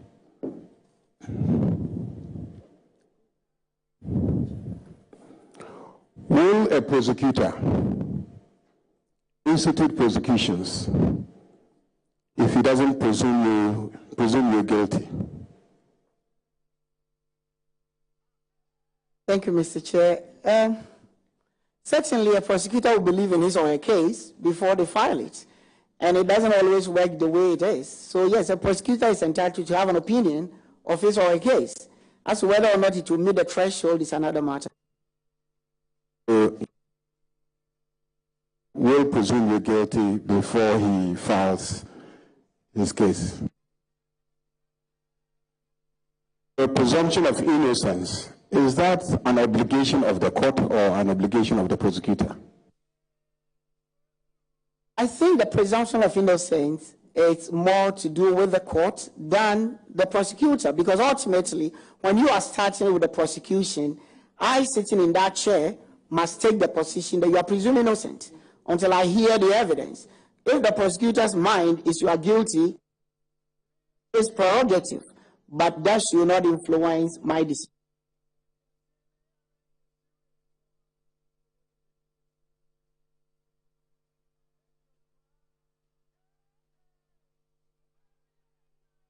It is the action at the time of investigations and conclusion of investigations and the gathering of facts based on which the prosecutor believes that there's a basis for prosecution. It goes public with the details of the facts gathered that found his decision to institute prosecution, and then announces his decision to institute prosecution. To the extent that he hasn't come to your court yet, you think that that level of sharing of information is okay?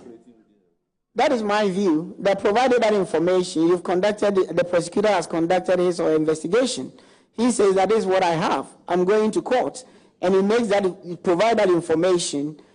It is fair game for the prosecutor. As to whether or not he will succeed in court is another matter. So yes, if the prosecutor provide that information, I think my only caveat is the prosecutor creating the impression in the mind of the court, in the mind of the public, that this is a done deal. That clearly will have a problem. I'll have a problem with that, because that is when the minority leader's question then kicks in. Because in the mind of the public, the person is already guilty. So that when the court returns a decision, that is where the bashing of the court may come in. So I think it is a very nuanced way, or there ought to be a nuanced way of doing it. Provide information to the court, but as much as is possible, I think prejudicial comments ought not to be made. Thank you. So, Honorable Majority Leader, be reminded that you are to ask 5 supplementary questions.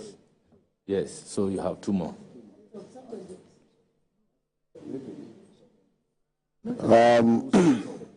In North America, where you have practiced, when prosecutions are ongoing, do the media and lawyers comment on the proceedings, or that in some states, even the proceedings are covered live on television? Does that happen or not?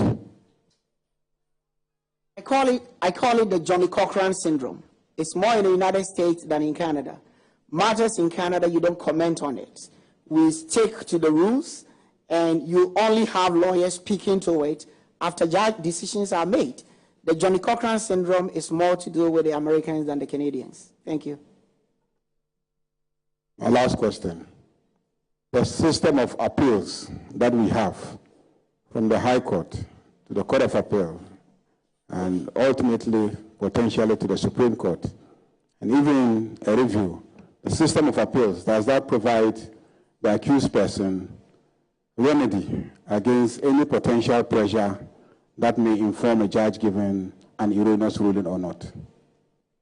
Certainly, yes. I mean, if somebody is not satisfied with a decision by the High Court, you can go to the Court of Appeal, and from the Constitution,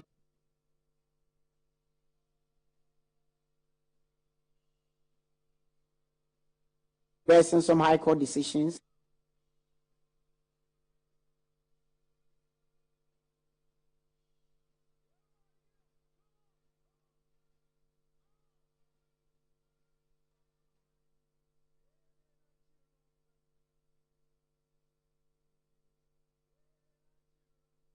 Now, may I know from you, Honorable Nominee, whether, in your view, there are available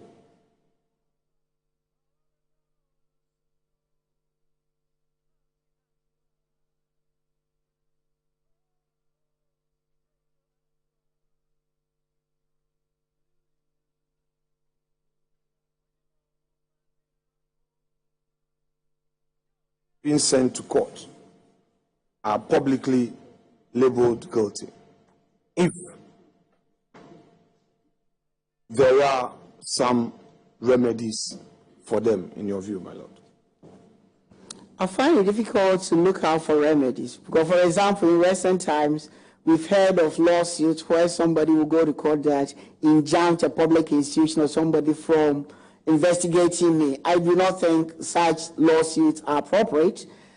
Ultimately, when you are being investigated and the prosecution says, I'm taking you to court, I would rather think that the individual may want to gather his or her information, and if at the end of the prosecution the person walks away free, then that may be the appropriate time to mount an action. Thank you.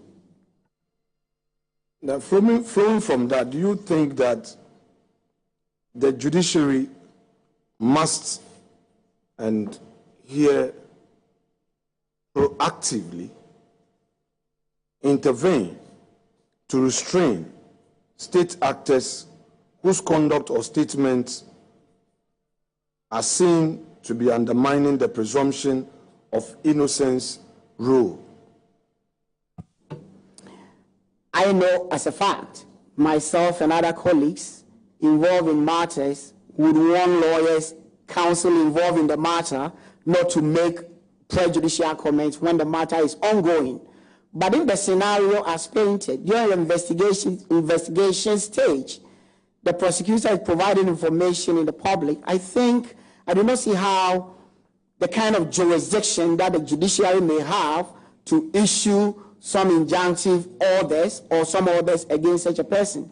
If they haven't come to us, we do not have jurisdiction to deal with such matters. Given the opportunity, or when the opportunity avails itself, are you likely to come out with some judge-made laws to guide this process? In the light of your position in a recent matter, I read your judgment. You made a profound statement. I would, very well, you answer it, I'll go, that's my next thing. Do you think that there's a need for you to come out with some judge-made guidelines for this whole matter, given the opportunity? Thank you, Mr. Chair. I think decisions of judges or judges make decisions based on facts, analyzing the facts, and applying the law. So that if the fact certainly is to that effect that a judgment could be written to make such or provide such guidelines, I think that would be fine to do.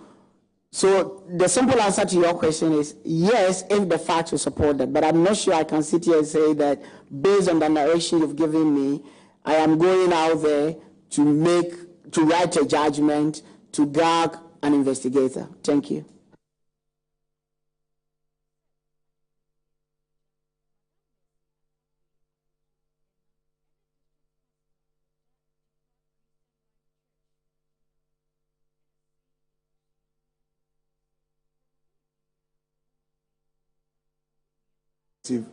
That I relied on that limits the disclosure in the public interest or to assist investigations. Do you think that as a country, a growing democracy, we are almost 30 years plus, this principle should be seriously observed against this rising trend of political and prosecutorial commentary on matters of criminal jurisprudence? Mr. Chair, I think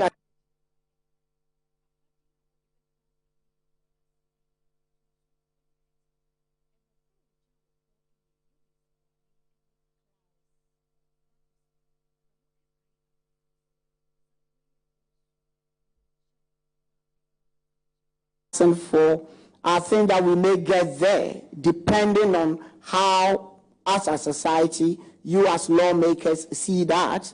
I think it's a conversation that can be had, but we need to understand that some of these situations come about as we learn and we want to educate ourselves. Thank you. Lord, your senior brother,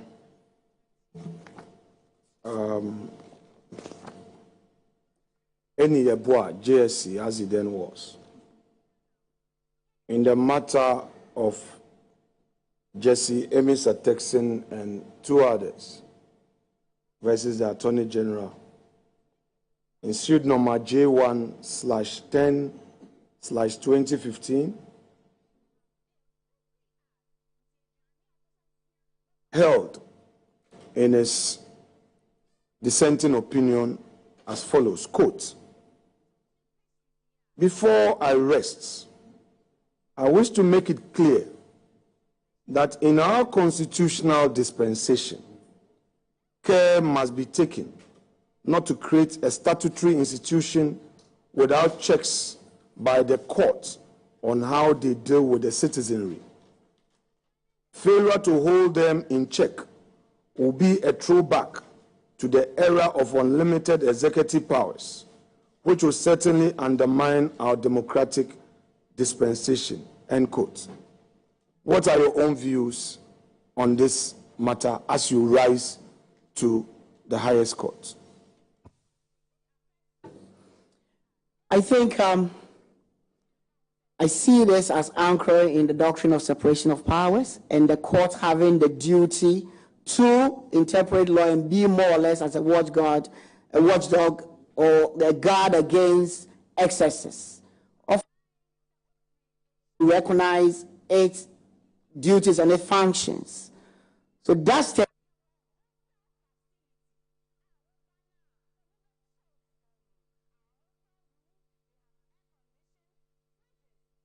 some of these cases come up, and I think if the occasion is to occasion of education.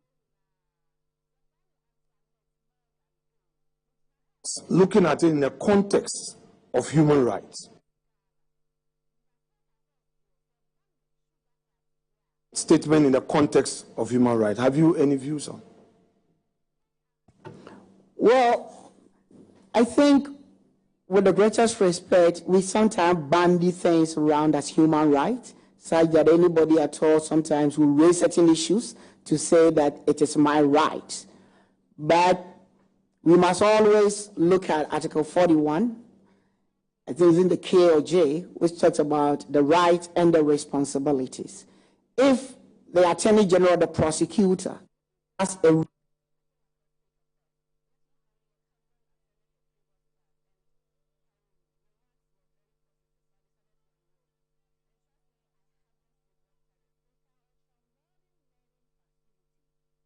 to prejudice the trial, certainly if the occasion arises, can be dealt with. Thank you. But you've already indicated there's a thin line, correct? Yes. Very well. My Lord, let's deal with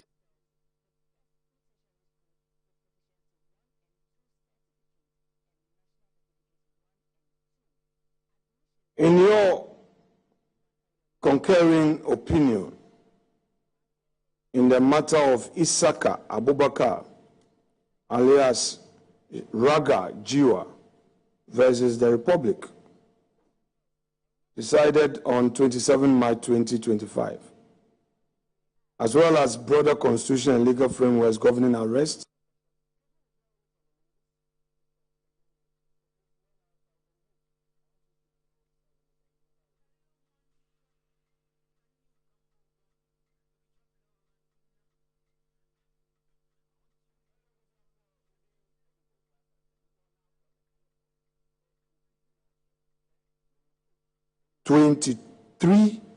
our Criminal and Other Offences Acts, and of course, ethical standards for law enforcement. Now, at page 20, paragraph 25 to 26, these were the very veritable words you used, and I quote, "My lords, another aspect of this appeal on which I wish to express my opinion concerns the reason for the appellant's arrest in the first place. In my view, this case, like a few others I have had the opportunity to review, presents and reveals a troubling trend in the manner in which investigations are conducted by the police and prosecutions are carried out in our courts. In this case, I question why the appellant was arrested, as the record of appeal reveals that, apart from the statement of persons arrested alongside the appellant, who indicated that he was part of the robbery, no independent evidence linking the appellant to the robbery was obtained by the police." You further went on at paragraph 26, and these were your words, quote, "My lords, in my respectful opinion, the time has come to be blunt with investigators. Arresting an individual solely based on another person's statement without a thorough independent investigation poses significant risks. Apart from the obvious ethical lapses inherent in a laissez-faire attitude towards investigating accusations, the accuser may have personal motives such as revenge, bias, misidentification, or even deliberate deception or deflection of attention from actual perpetrators, leading to wrongful arrests. Moreover, such practices encourage arbitrary policing, fostering abuse of power, and the erosion of public trust in law enforcement. They also create opportunities for individuals to manipulate the system for personal gain, using arrests to settle scores, eliminate rivals, or shield actual perpetrators. It is imperative that investigators recognize the necessity of conducting proper investigations supported by corroborating evidence such as forensic proof, surveillance footage, and credible eyewitness testimony to mitigate these risks and uphold justice, unquote. My Lord, from what you stated in your concurring opinion, you criticize the police for making arrests without independent investigation. What, in your view, are the constitutional obligations of investigators before depriving a person of their liberty under Article 14, respectfully? Thank you, Mr. Chair. I think my view is rightly captured in the dictum you read out. I am of the view that, and as I indicated in that case, the record reveals that apart from those who arrested with him saying that he was part of us, there wasn't any investigation that was conducted to link the individual. And these statements were actually even not repeated in court, apart from caution statements. So that is where the statement comes from. My view is that there is a need to have proper investigations and not a co-arrestees say so be the basis for prosecution. Thank you.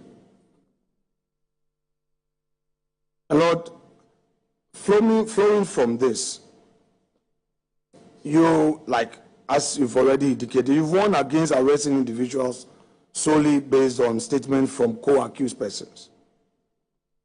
How then should the judiciary guard against arbitrary arrests that are used to settle personal scores or suppress rivals? How should the judiciary boldly confront this to guide our democracy and the rule of law? Thank you, Mr. Chair. I think it depends on what stage we are at.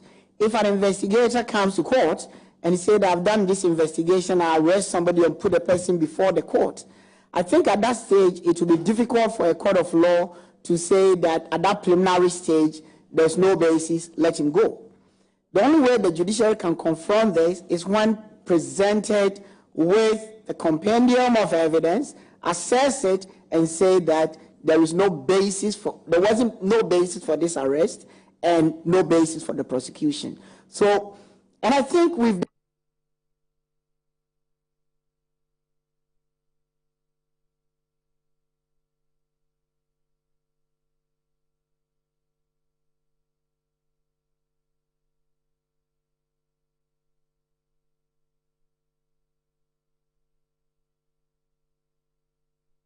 propose reforms.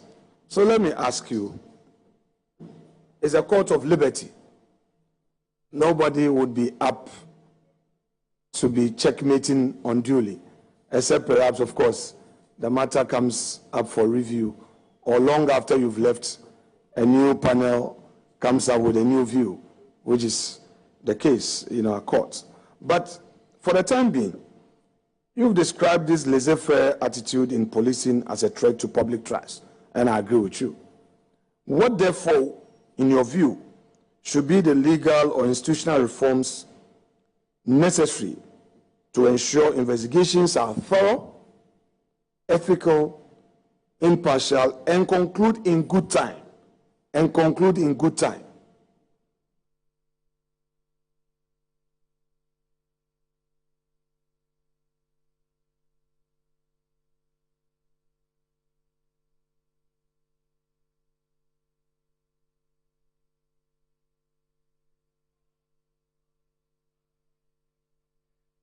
Matters are filed, so that these guidelines ought to come from the Ministry of Attorney General and the Prosecutorial Services to guide this.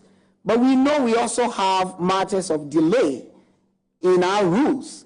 In other jurisdictions, they apply so well, where no matter the charge, it could be stayed if the matter has been unduly delayed. So these are things that we can have conversation about.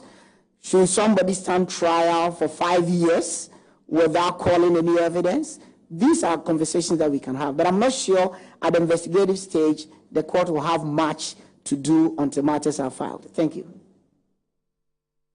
My Lord, the police prosecutor comes to your court, says that a big man, a businessman, has reported of stealing. The stealing was a check that, of course, he signed a blank check. And the houseboy tore it from the checkbook, went to cash it from the bank. When this boy was arrested, we are told that he confessed as having tore the check for leaflet from the book and indeed cashed it. The police is so clear that he has satisfied the essential ingredient of stealing. But emphasis is that the money was taken from a bank account.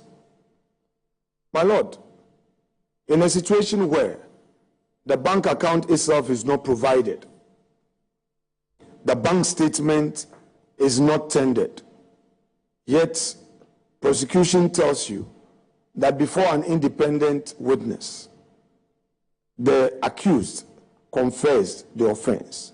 In your view, in that circumstance, would all the ingredients of the offense in the circumstance would have been met? Thank you, Mr. Chair. And on this confession statement, if we look at Section 120 of the Evidence Act, is our key.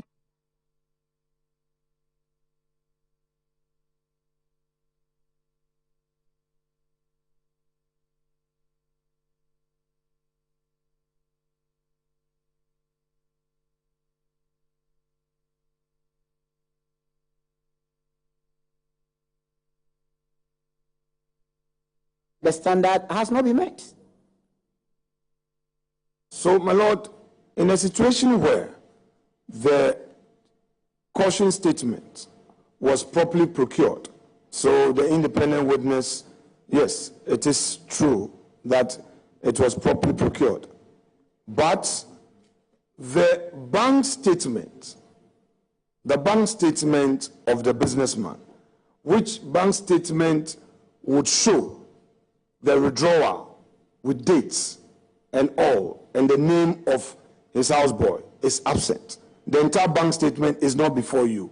Would you consider the confession statement as sufficient to say the gentleman is guilty, as prayed by the prosecution? Mr. Chair, my counter question is, if indeed by section 120 the accused there's no problem about a confession, then the question, what did the accused confess to? Did the accused because the facts ought to be explained. The man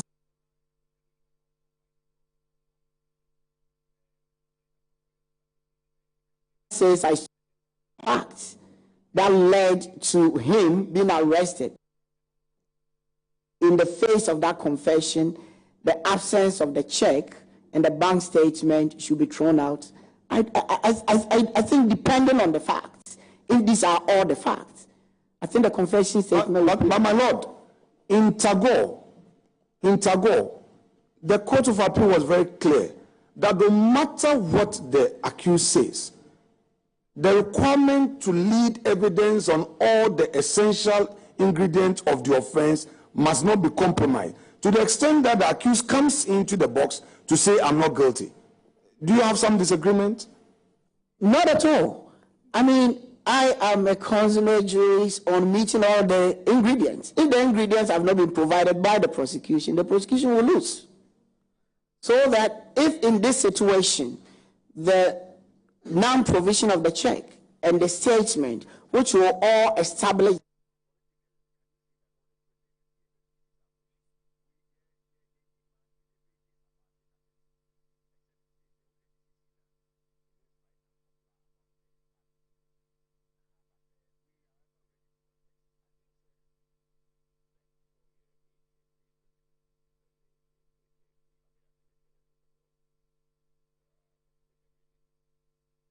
the accused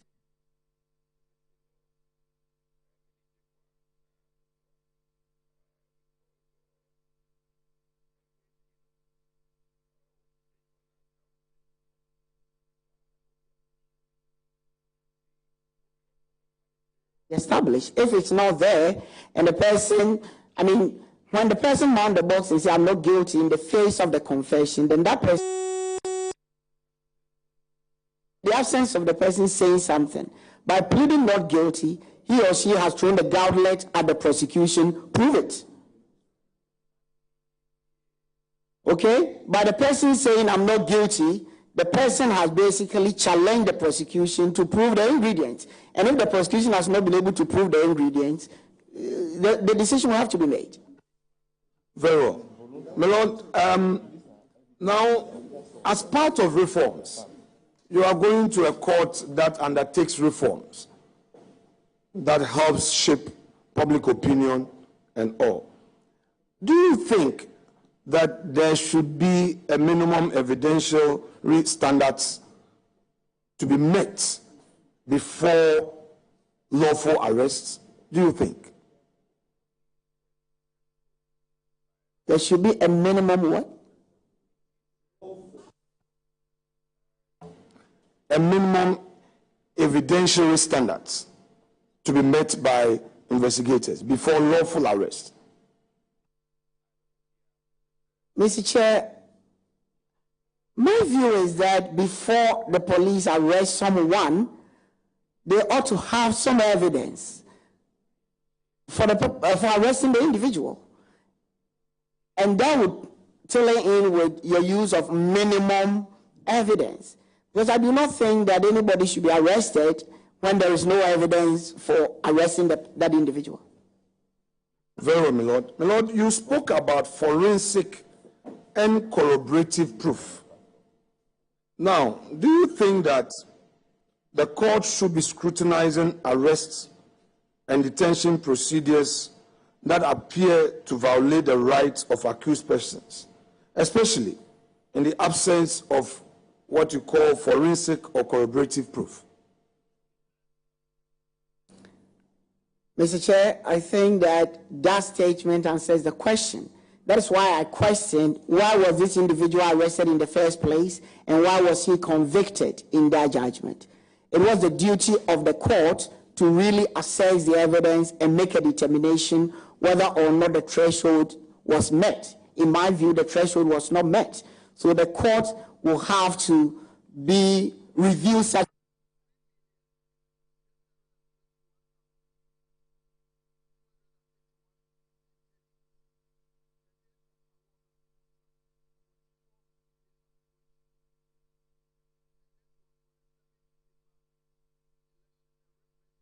Do you think that the court you are going to should play a more proactive role in enforcing socio-economic rights, health, education, and Article 37?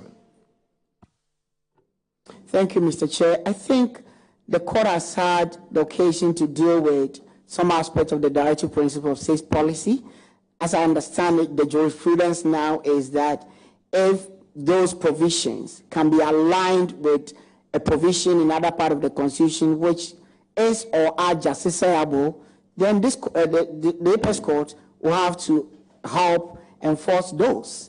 But we also know that the RA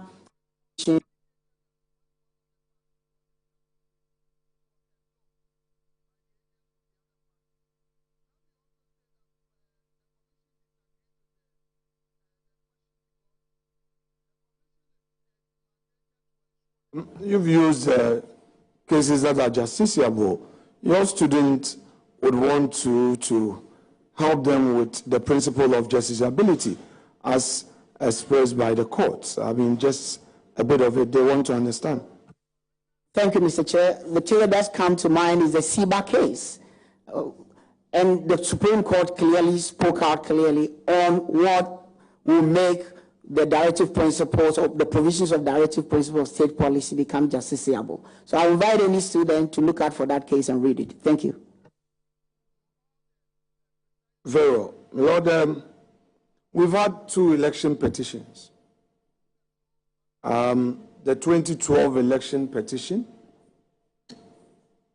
and one of the contentions of the plaintiff applicants, which the majority of the court rejected, was to the effect that some unsigned document that the EC had relied upon should lead to annulment of those results.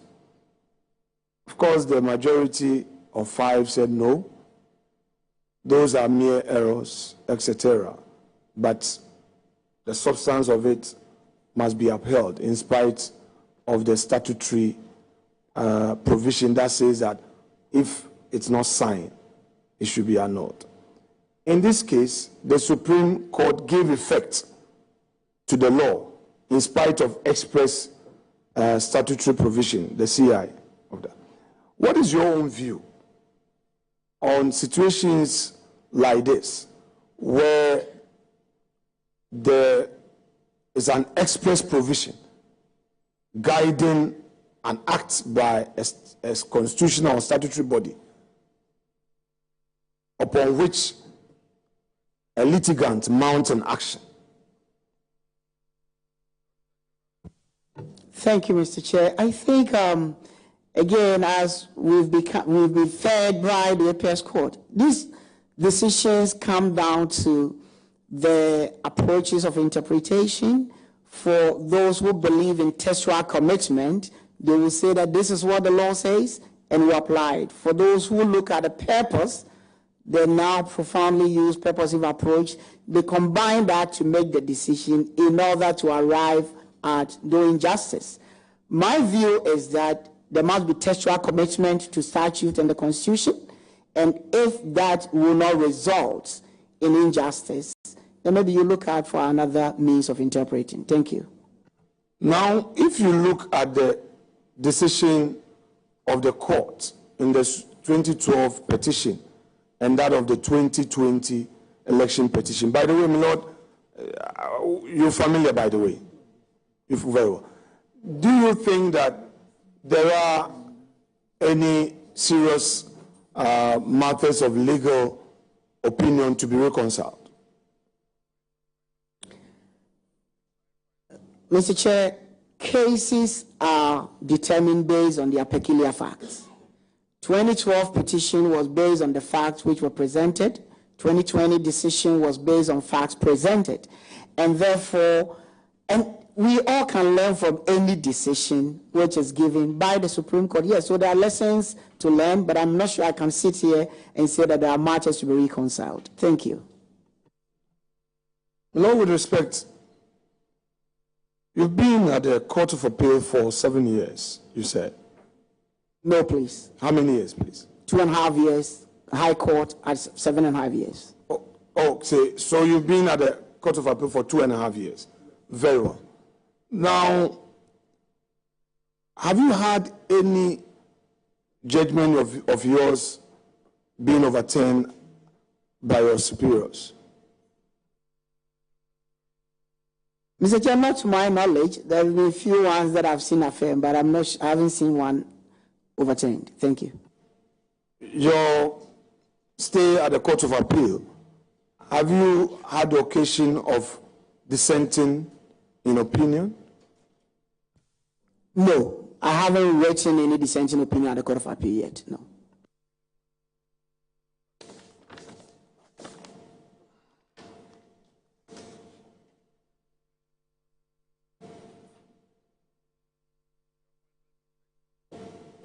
My Lord, I want us to delve a bit into mob justice.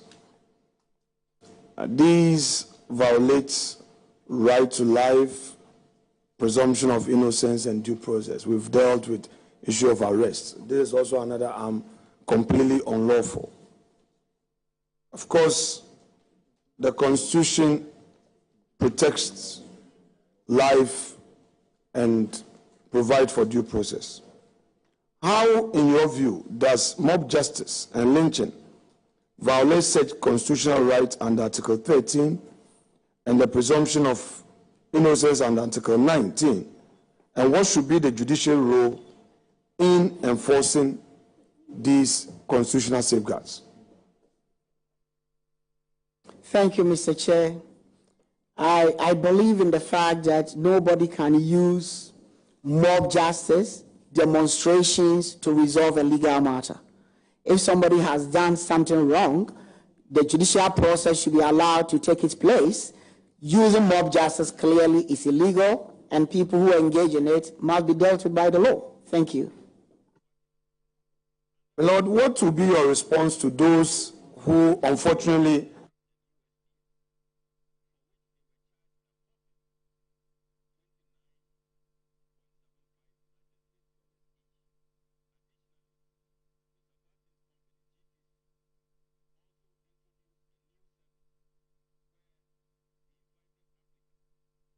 with these in mind? Whether you're a wholesaler, retailer, or consumer, MNC Logistics and Trading is your trusted partner in minerals and food commodities trading. Experience the difference with MNC Logistics and Trading for your commodities trading. We operate a well-equipped laboratory that smelts and assays gold to ensure transparent, credible, and reliable minerals transactions. Our general food commodity market deals with imports and exports of food products such as rice, sugar, and grains. We pride ourselves on delivering products that meet the highest standards of quality and taste. With our expertise in international trading and logistics, we bridge customers far and wide. Locate us at number 4 Neosai Interfo Avenue, East Legon, Accra. Call us on 030-299-8246 or visit our website www.mnclogisticsandtrading.com. MNC Logistics and Trading, hub of confidence. I'm a brand manager. Of course, I accept only quality and affordable printed souvenirs for my promotional campaigns. I'm the head of academic affairs of a very important institution in Ghana. Of course, we only deal with quality, reliable printing companies for our institution's printing materials. I'm talking about appointed time printing. Appointed Time Printings. We take pride in our extensive print scope that transform your ideas into captivating visual masterpieces. We delve into the core objectives and vision of each print project. Precision printing is at the heart of our printing process as we meet your tight deadlines. Our rigorous inspection, color verification, and overall printing excellence are assured. 20 years of printing excellence. It's always a pleasure working with you to create a vibrant, dazzling printing experience that gives you a masterpiece. Appointed Time Printing, your world of quality and affordable printing. She turned an academic assignment into a boxing career. Ghana's first female matchmaker is rewriting the rules of the ring. From the gym to the gallery, meet Sarah Lotus Abnasari. Because I know that there are so many challenges in my neighborhood, I always find ways to help other people. One of the things I do with the sports is called Girls Box, that I use a platform to get female fighters to come on the stage, not just to fight, but they also use their uniform to educate on breast cancer awareness and also teenage pregnancy. If we are able to market boxing differently, I think we would attract a lot more eyes.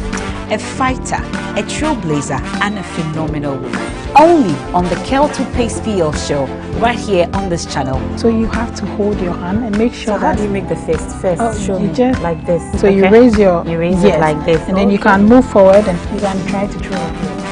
You can either go this way or you can even go this way and then. Oh, then you hit from the back. Yes. When you go on me The PL show is brought to you by Kel Charcoal, Kel 360, and Kel Kids Toothpaste. Kel, happy smile.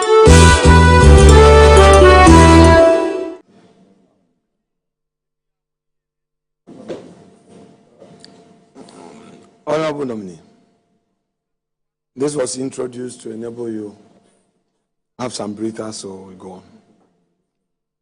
So let's look at some cultural intolerance vis-a-vis the need to ensure justice in our country. In your view, how robust should a court respond when cultural intolerance or community complicity is cited as justification for mob injustice, for mob justice, and what precedent should be set in dealing with perpetrators of such lynching?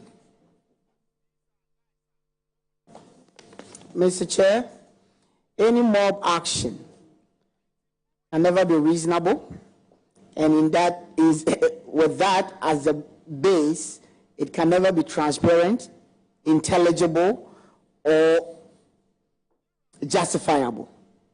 You can't use any cultural basis to lynch someone. So whichever reason you give, or anyone will give, it's not something that is justifiable. Thank you. My Lord, do you think that the judiciary has taken very robust preventive role to curb mob justice, particularly through your pronouncement, sentencing, or collaboration with other state institutions? Can you share some thoughts on that for us? With us, sorry. Mr. Chair, I'm not sure I'm in a position now to cite a case or two in regards to how mob justice or people who have been involved in that have been treated.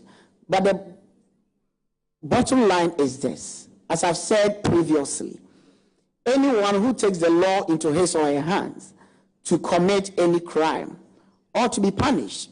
And you don't just punish the person because of this. Look at the charge the person is charged and brought before you, and you deal with the person in accordance with law. Thank you.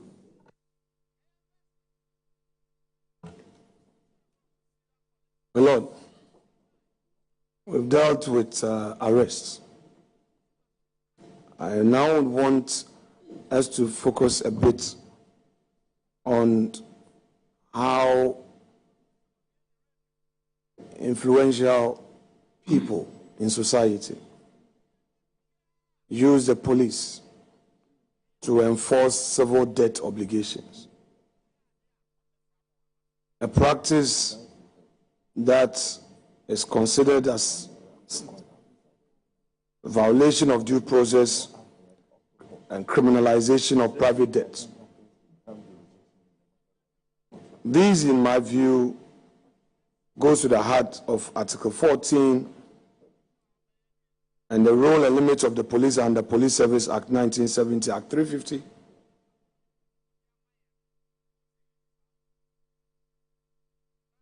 And also creates a problem between civil and criminal liability. My Lord, what are your views on this growing trend of creditors using the police to arrest and detain private individuals over unpaid debts? And how does this action affect public trust? Yeah, my Lord, before you come in, I believe this matter has been dealt with by the court, in which the court stated, if my memory serves me right, that the police cannot act like an octopus, stretching their tentacles to grab jurisdiction in a matter that they do not have jurisdiction. But my Lord, you may proceed to answer the question. Mr. Chair, my response to that is that clearly will constitute misconduct.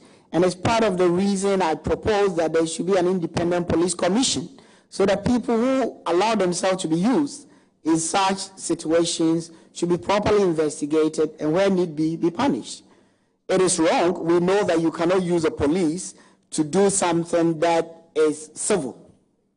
So that would be my response, Honorable Member.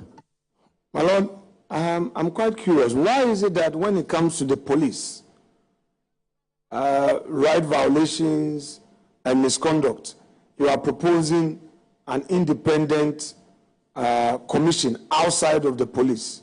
But when it comes to the judiciary, your proposal is a kind of a peer review mechanism where peers within, or you propose that some senior members of the Supreme Court, 3 of them, in the case of determining a prima facie against a Supreme Court judge, that should be, instead of the Chief Justice determining prima facie. In the case of your place, you think that you should handle your own thing, by the police, you don't think that the police themselves having their PIPs unit can better handle it? Mr. Chair, I think the Honourable Member may have misconstrued the position I take. We know that when prima facie is established, there is a committee set, and that committee is not made up of only judges. It's made up of ordinary Ghanaians or Ghanaian citizens who sit on it. So I think that structure is already set up. In terms of the police, we don't have that, and that is why I make that proposal. Yes, thank you. So, my Lord, it is your case that police officers or security personnel who act on private individuals or institutions to intimidate, arrest, or detain debtors without a court order should face some sanctions, correct? That is correct. What about lower courts who entertain such actions clothed as though they are criminal offenses? And my Lord, by the way, this is a very notorious practice at the lower courts. I'm not sure whether there is any report coming to the judiciary at the top level to that effect. Mr. Chair, the judiciary has a complaints unit, and such complaints, when made, are well investigated. Sometimes committees are set up to investigate, and committees' reports are acted upon. Thank you.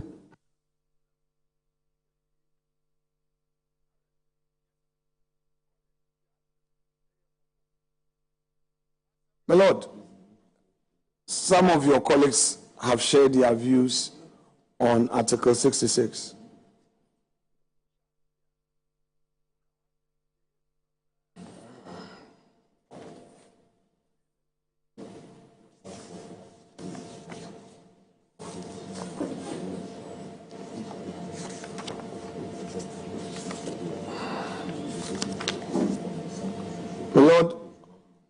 upon your full reading of Article 66 as it is, do you think that there is any ambiguity there too for interpretation? I think I've already indicated that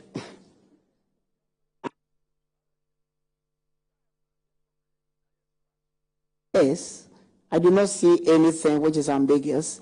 But having said that, I must be careful because I'm on record to have said there was no ambiguity to Article 94 in ex parte Senator, and I was quashed. So on this, I do not see any ambiguity, but that's all I can say.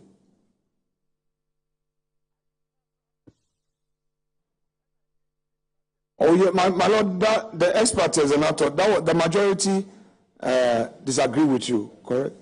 Yeah. My lord, at least to give credit to your industry, don't say you were quashed as though it was 5-0. At least, my lord, Eni Yabwa saw some strength in what you said. I think the main contention was the procedure, you know, and my lord Atuguba rested a lot of his reasoning on procedure. So you didn't do badly. So anyway, but let's look at the general discourse in the public space. In the public space, some people are even arguing 2 consecutive terms. That if a president serves 1 term, loses election, and wins again, and comes, he can seek for re-election. Well, what's your view on that? My view is on the text in the Constitution. 2 terms. There's no indication as to concurrent or consecutive. So that my thinking is, I've told you that Article 66, in my view, is plain and does not call for interpretation at this stage. Very well. Based on the facts you've given to me. Thank you. My lord, are you a registered voter? Yes, I am. Where did you register? Ayawaso, West Wogan. My lord, you have followed the politics of your country. Would you suggest ways to improve the politics to make it very attractive for public-spirited Ghanaians to partake in? Mr. Chair, my response to this question would be, can all of us be Ghanaian patriots rather than political bigots? If we want to be patriots, and we see our nation as a country that is worth serving, I think we can cut down the politics and this nation will be better off for it. Thank you. My lord, if you say we cut down the politics and this nation will be better, I agree. But are you able to give some 3 specifics that can help enrich this whole process? Thank you, Mr. Chair. First and foremost, I think you, the politicians, ought to know that in an election, there can only be a winner. And you are calling on the Ghanaians to make a decision on your agenda and your proposition. Can we all respect Ghanaians that we've come to you for your vote based on policies we present rather than things that we do to have people vote for us? I think the internal democracies of these parties ought to be geared towards that so that it will reflect in the general elections. And that is what I call being Ghanaian patriots first. Thank you. My lord, what you've just said, in parts, can be attributed to civic education, where the populace also get the necessary education, which education will help enhance the whole process. Do you think that enough attention has been given to civic education? And if not, what proposals have you in mind? I wonder if now schools still have civics. As when we were in school, we studied civics, making our nation first. But I think much of the education must come from you, the political parties, because it is what you give to your supporters that they demonstrate. So that if all of you will see that, let us feed them with the right information, and the information is building a nation, I think when the NCC and the rest come in, then that will become another buffer to educate Ghanaians. Thank you. Lord, you become aware of, because you talked about patriotism, let me ask, you become aware of the Ghanaian pledge, that pledge, I promise on my honor. Can you recite it? Mr. Chair, I'm not sure I'm able to recite it. Which aspect? Not the full, any. Well, what you can.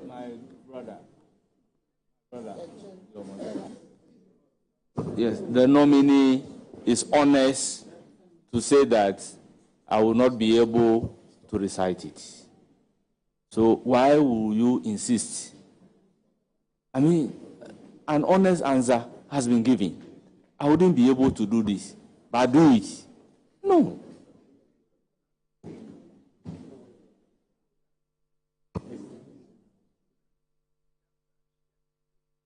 Lord, I did not say that in spite of you saying you can't recite it in full, you should still recite it. In spite of what is telling us that you can't recite it in full, you should still recite it in full. That was not the mainstay. I only said, share with that those aspects that immediately comes to mind. Do you get what the point? That I only said the aspects that readily comes to mind. You've admitted that not in full. So which aspect readily comes to mind? I promise on my honor to be faithful and loyal to Ghana, my motherland. Thank you. I promise to hold in high esteem our heritage won for us through the blood of our fathers. Exactly. I promise to hold in high esteem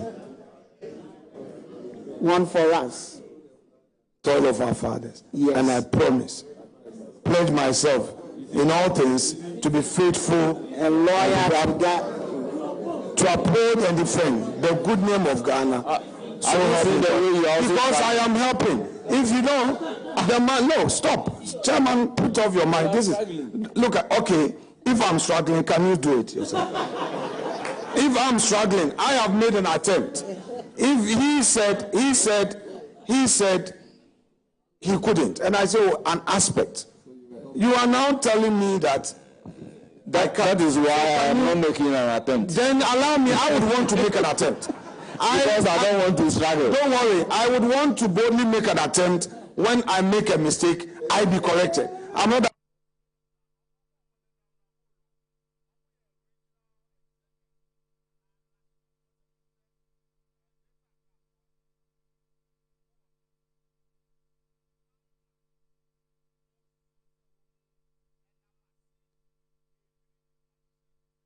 In our ability to recite the pledge only. There are other things that all of us can do to country. Thank you. Lord, with respect, that will be all for you.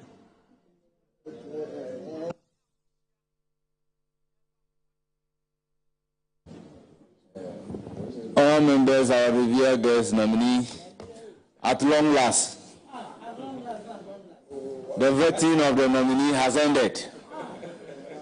I will give the floor to the Vice Chairman to do the acknowledgement of our guests. So, Vice Chairman, you have the floor. Yeah. Thank you very much, Chairman. Indeed, at long last. I will proceed to acknowledge friends, colleagues, and family members who are here to support the nominee. And I will start with number one, His Lordship Justice Paul Bawumia, who is the acting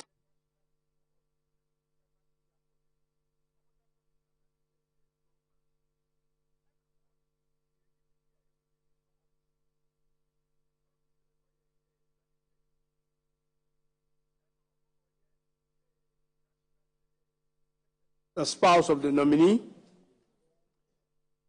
And next is Reverend Dr. Joseph Kwesi, who is a pastor of the nominee, and Mr. David. The next is Reverend Dr. Kojo Ackaah-Boafo, who is also a brother, and Mr. David Ofori Ackaah, another brother, and Benjamin Ackaah-Jesse Esquire, who is also a brother of the nominee. And then the next to be acknowledged is Mr. Amo Tobin, CEO of Tobinco Group of Companies in Accra, and Nana Ampesi Beni Mireku, whose AKA is Dr. Tony Obin, a champion of Wasa Diamond Division and Wasa Fiase traditional area in the Western region.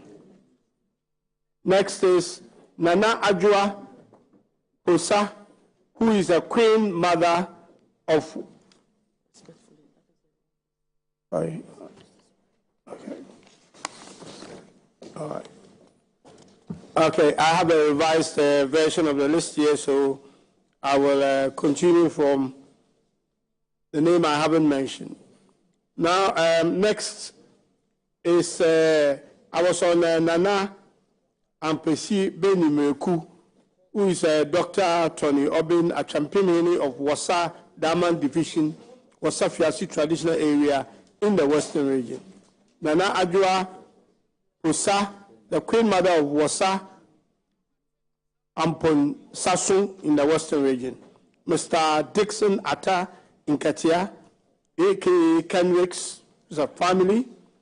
Mr. Joseph Okan is a family director, Full Gospel. Mama Maud Ama Okan. Dr. Reginald Hammer, who's a family friend. And the next on the list is Mr. Joseph Sasu Buama, also director of Full Gospel in Accra. Mrs.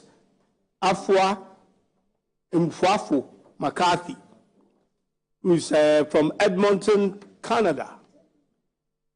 And we have another Canadian family here, Mr. Johnny Mfuafo McCarthy, who's also from Edmonton, Canada. And Mr. Alex Apia, Mr. Joe Abbey, church member, Emmanuela Adwoa Amoa, Esquire, Accra, Caroline Minsanyakun, is a sister, and Larry Giaga, who is Esquire, a former law schoolmate, a lawyer, and a chartered insurer. I have here again Nana Asim Mensah, who is a circuit court judge, I believe. And the honorable MPs who came to support my own brother and my chief, Honorable Samson Ayi, the Deputy Minister of Trade, and the MP for Bodi in the Western North. And then I have here another honorable brother, Ejay Mensah, MP for Wasa East, and my honorable brother from the good people of Kwesi. Honorable, I had a name on the paper, but I have just as, oh, Fifi. Notorious Vivi. And yeah, that's right. I have it here actually. Yeah, Philip Fifi Buckman, who is MP for Kwesi-Mintin, also in the Western region. And if I have missed anyone, please forgive me. We acknowledge all of you and thank you very much for coming to support the nominee. I will revert back.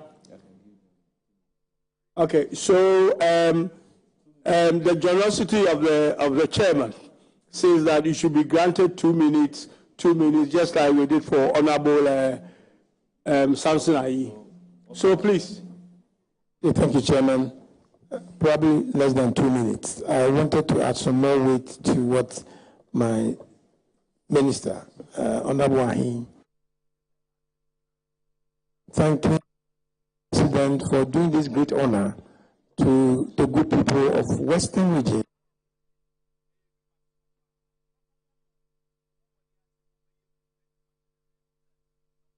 Lawyer, judge, and the good people of Western region will always be thankful to the president. We are aware of the late Modibo Kran from Usaim, who was also a Supreme Court judge.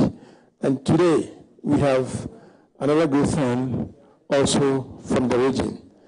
All the people of Western region and the gods and everyone in the region are so grateful, and we wish my Lord well. We have no doubt that you excel.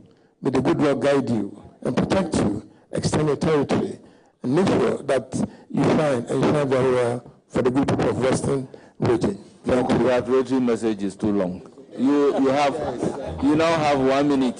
Thank you, Mr. Speaker. Chairman, I would also want to add my voice on behalf of the Western Bar. Our president is Emperor Constantine Kujeji.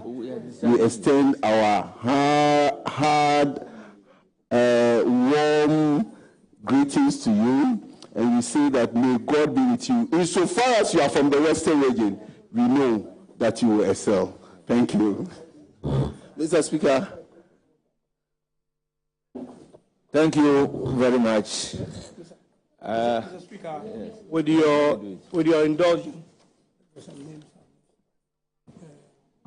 All members, let me acknowledge the presence of Salifu Amin Salifu, former MP for Wa East.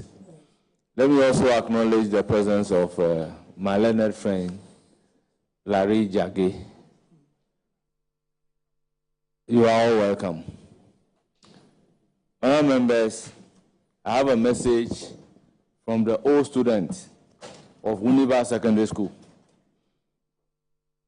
tasking me with the responsibility to tell the nominee that all old students of Univa Secondary School congratulate you. So congratulations. You hear from the committee. Accordingly, you are discharged. Because I didn't call all these names here.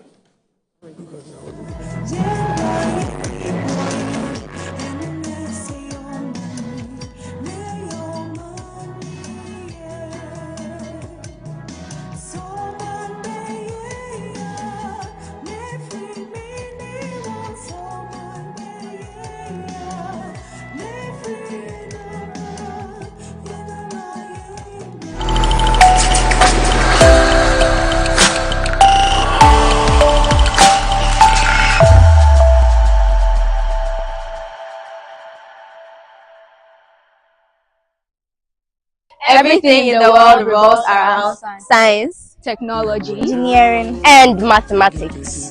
Enough of classroom memorization. Science must be practical.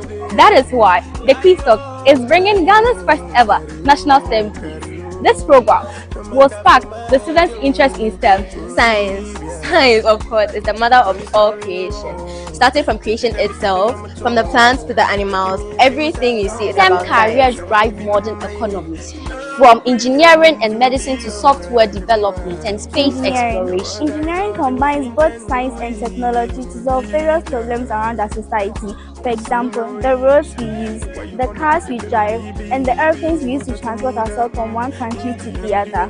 What can you do to solve human problems? Come, join us on Quiz Talk, coming soon.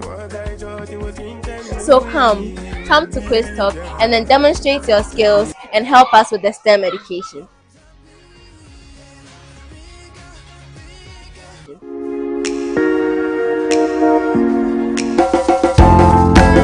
She turned an academic assignment into a boxing career.